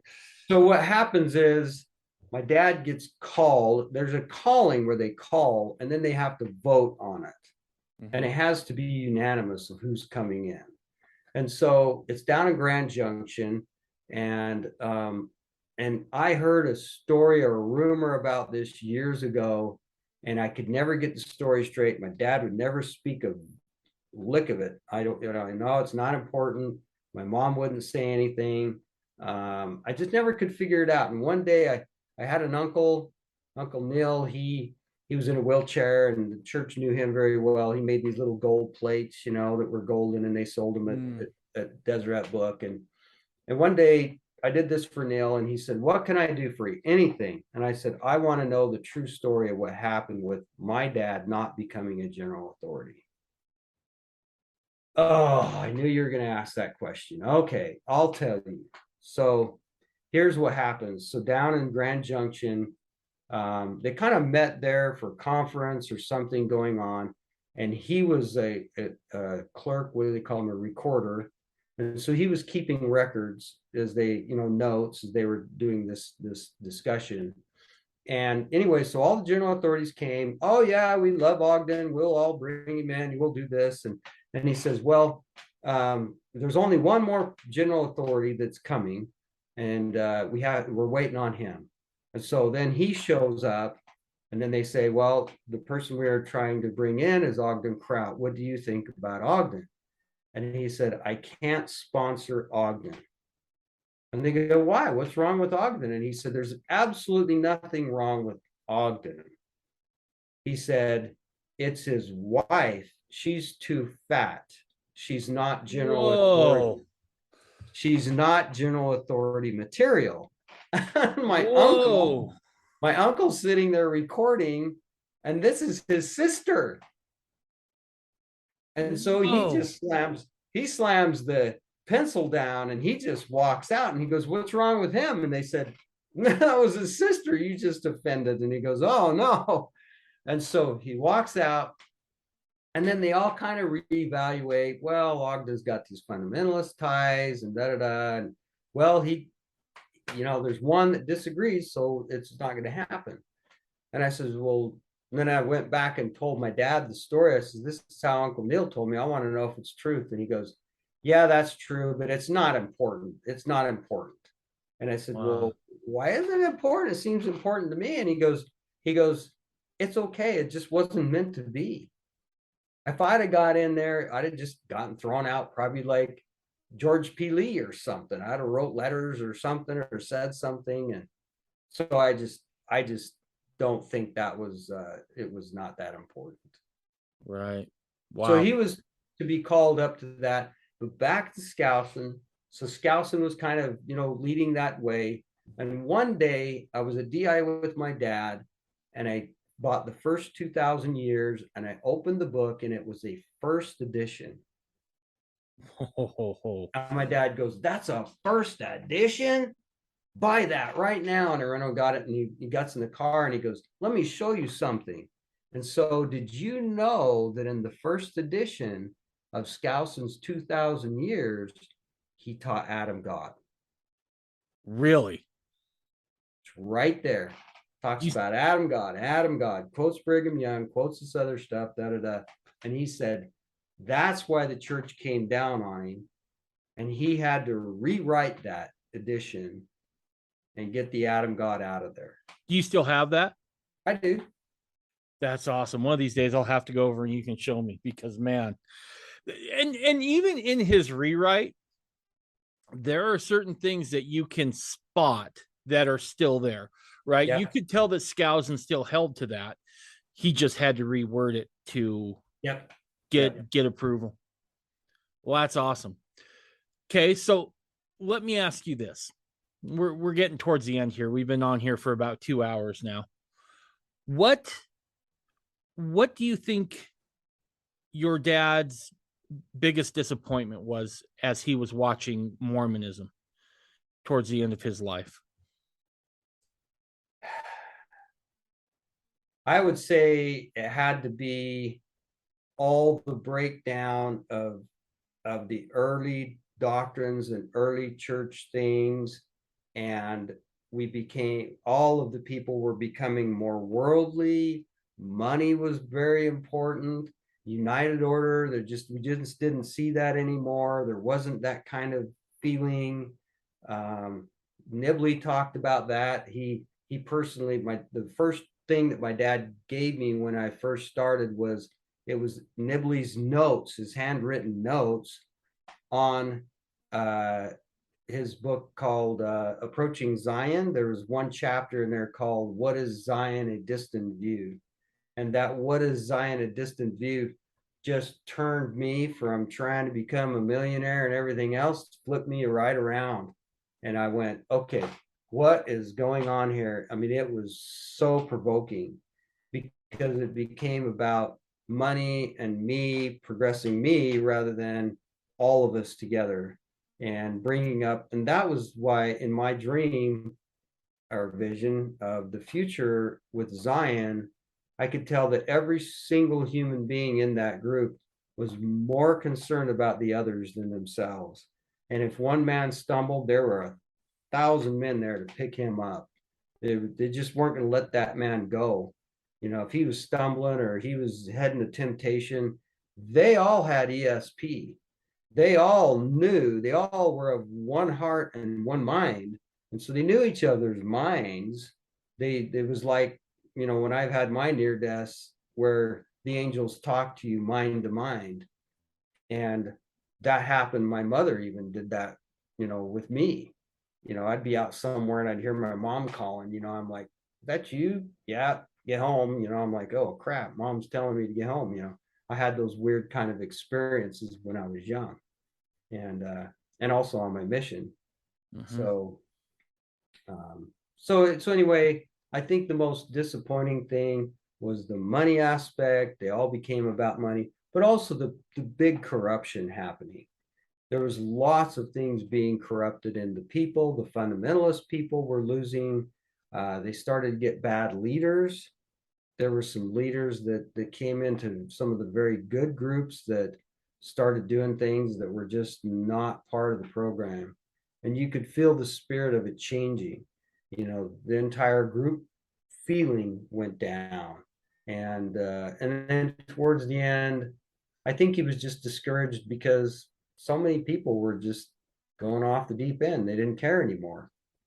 You know, he'd written all these books and wrote this stuff and nobody cared. He felt like nobody cared. You know, one of the last things that Nibley said on his deathbed, I don't think I did any good in this world. You know, and I think great men, they feel like they've accomplished this, but then in the end, they don't see all the hundreds of people that they don't know the influence of what happened to them. And I think that's kind of where my dad started feeling kind of that same way.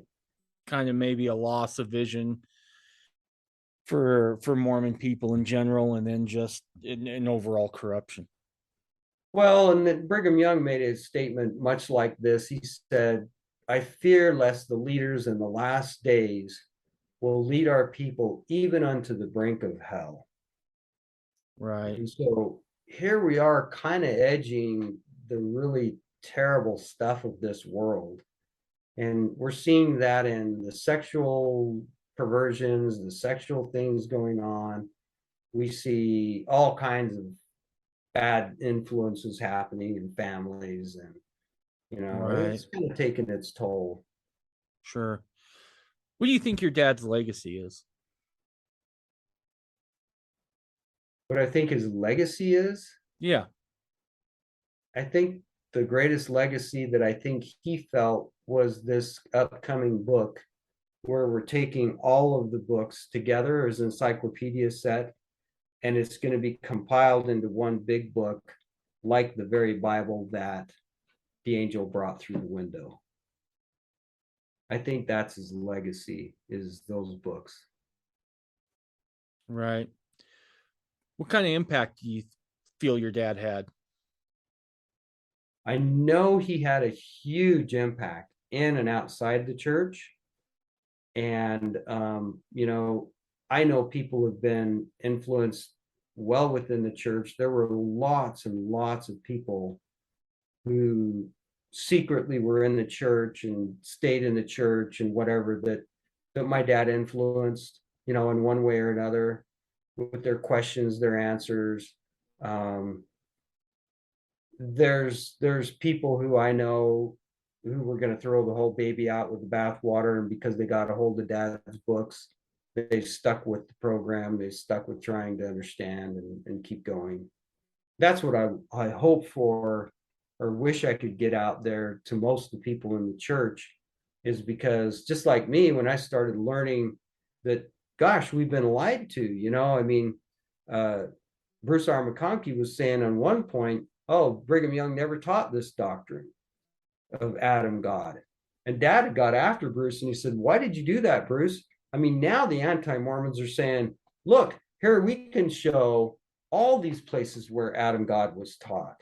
And here's these references. And I had an anti come to me in the mission field one time and showed me all these controversial things. And I looked at it and I go, oh, that's a great verse. I like that one. That proves Adam God really well. You should have seen their face. They didn't know how to handle that, and so I don't know, his influence with, I remember a man that's very prominent in our community, owned a big business, and he's not LDS. And he said, your dad's stuff went everywhere. I was up in deep Alaska hunting on a big old hunting thing. We're bored. There's no TV. There's no anything. We can't get anything. It's just bored out of my gourd. And I go to this little hut that they call the library. And there was a bunch of your dad's books there. He goes, man, they're everywhere. They were everywhere for a long time. A lot of people had his books and went there. I'm going to say something now. I've told it before on the podcast, but I want to tell you, because I entered fundamentalism in probably the most head first way you can do it. I started practicing plural marriage before I knew much of anything about Adam God or anything else. And I remember trying to figure out where it was I was supposed to go to have me and my second wife sealed. And I was just worried sick about getting it done. And it was one of your dad's articles, came out of a book about a solemn covenant. And I read that, and there was so much comfort in that, and so much, we can do this, right? I think, let me rephrase that. I really believe at this point, we're going to see your dad's work start to play a more prominent role. Just shortly before, or shortly after I started this podcast, Under the Banner of Heaven came out, the movie on Hulu about the Laffertys. And there were all sorts of questions coming in about blood atonement, about Adam God doctrine, about these old obscure Mormon doctrines that just aren't taught anymore. I would dare to bet that your dad's work had a tremendous influence on just keeping people in the LDS church, right? Forget fundamentalism, just in the LDS church, because it's the one place you can go where you're not going to get spin. You're not going to get proselytizing in terms of come join this group. It's just straight fact. And straight fact is non-threatening because it just is what it is. The truth has no agenda. To me, the feeling I had when I read your dad's work on Solemn Covenants, when I read when I read your dad's work on Adam God, I think that's his legacy, right? He compiled all this. And I think, like most great men, they never get to see what their legacy is. It's only afterwards, right? Moses didn't get to see the promised land. He got to see it, but he never got to enter it. And I think your dad is probably right there, right? Never really getting to see exactly what he's done. But the work that he did has just been vital to fundamentalists everywhere. So what is it you do now with your dad's work? What are you up to these days? Okay, let me interject real quick because you brought up a good point that I want to tell a story about Hugh Nibley. Yeah. And this is on Dad's legacy and people who he'd influenced and that kind of thing.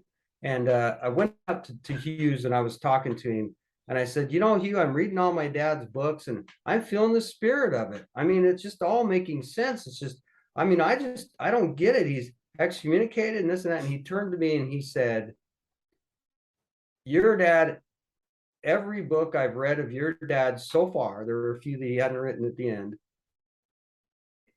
it all is the pure gospel of Jesus Christ.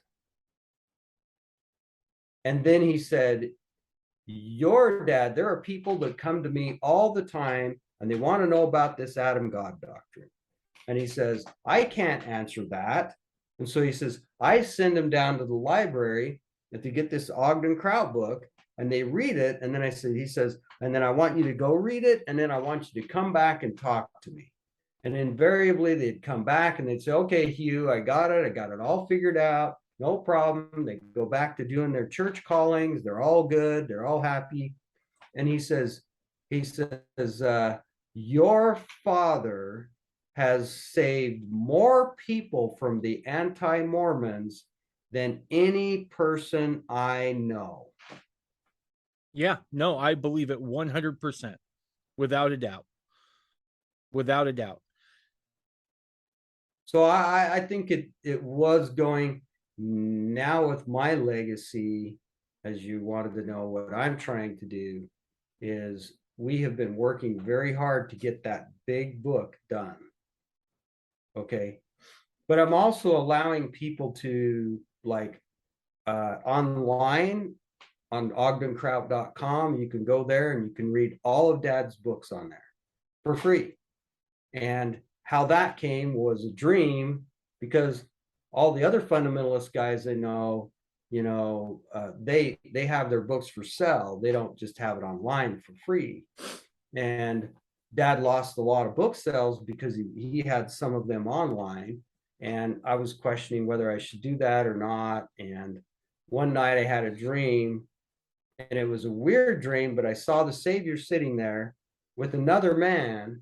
And this man is arguing and he's saying, but I didn't know because this and this. And I just didn't get that information. It wasn't available.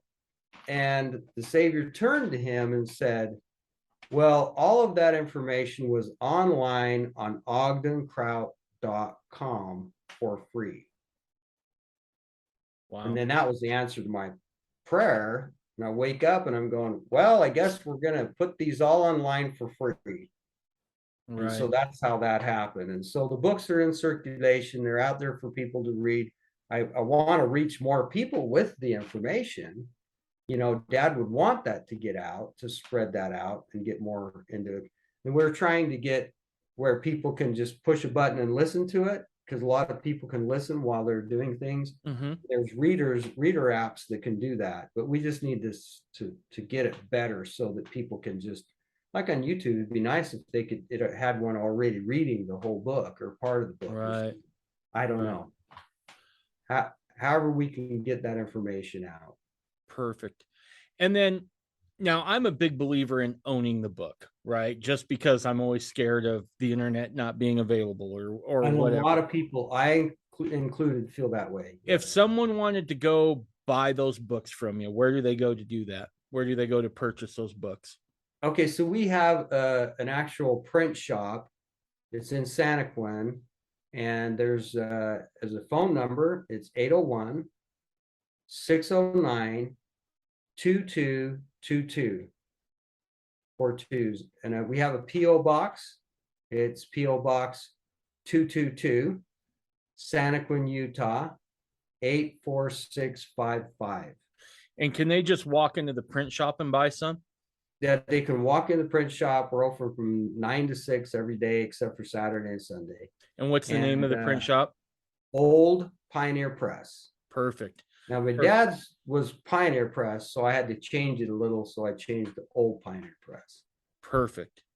All right. Well, yeah, I can't recommend your dad's books highly enough. In fact, Kevin, I need you to stick around after this podcast is over because I want to figure out how to get a copy of Ensign of to the Nations. But yeah, I can't encourage everybody to go out and get his book, whether you're LDS or whether you're a fundamentalist or whatever it is. Great resources, good information, just straight truth. So, Kevin, is there anything you want to say as we wrap up here tonight? Well, I'm really grateful we did this because there's a couple stories that I've never told, and I think they're very important for people to understand. But I think people need to really get back to in the LDS church today. I think they need to get back to the roots, beginnings of our church and what was being told. We talked a lot about Adam God today, and a lot of things that Joseph talked and taught didn't get recorded. There's a lot of things that other people said, and there's a lot of discrepancy. Oh, well, Joseph didn't say that. I actually found a gentleman who had actually dug up a story in one of the journals where 2 men walked up to Joseph and said, "Teach us more stuff, Joseph." And he's out chopping wood as he always did. And so he's working and he says, "Well, let's switch gears. You come over here and you chop the wood and I'll preach the sermon." So they said, "Oh, okay." So they're out chopping all the wood. And he's over there and he's preaching. And as he's teaching all these concepts, he gets to this one part that talks about Adam God. And so that was where Joseph taught Adam God.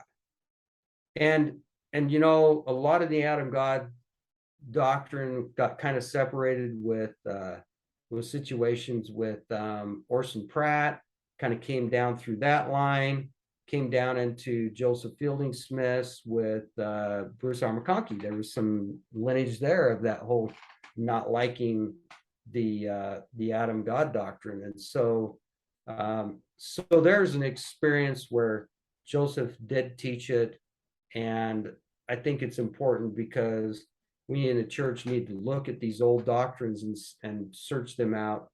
The other thing I wanted to say before we conclude is a lot of fundamentalists found really interesting stories. There was a story that in 1886, they called it the visitation with John Taylor of Jesus Christ, Joseph Smith, others, and all that was recorded by L. John Nuttall in his journals. Now, I went back and we tried to find those journals, and that one journal that contained the 1986 era is gone out of church archives. And I know some of the Nuttall family, and we were trying to find it, and then we turned around and couldn't find it anymore. And so I found it online on eBay one day. Just out of the blue, I happened to look and was looking through books. And here's the L. John Nuttall, that same book that was right there, the original, and they wanted $5,000 for it. Whoo! So I call up the Nuttall family. He calls 4 or 5 friends. He gets the 5,000. Wow. So we're ready to buy this book, and he does all this bad eBay stuff. He promised it to us, and then he sold it to this other place. And then I got a hold of him. I got his phone number, talking to the guy, and he goes, "Well, I had another person who offered me way more money than that for that book." Ugh. And I said, "Can I ask who it was?" And he goes, "Oh, sure. It was the LDS church." Oh, geez.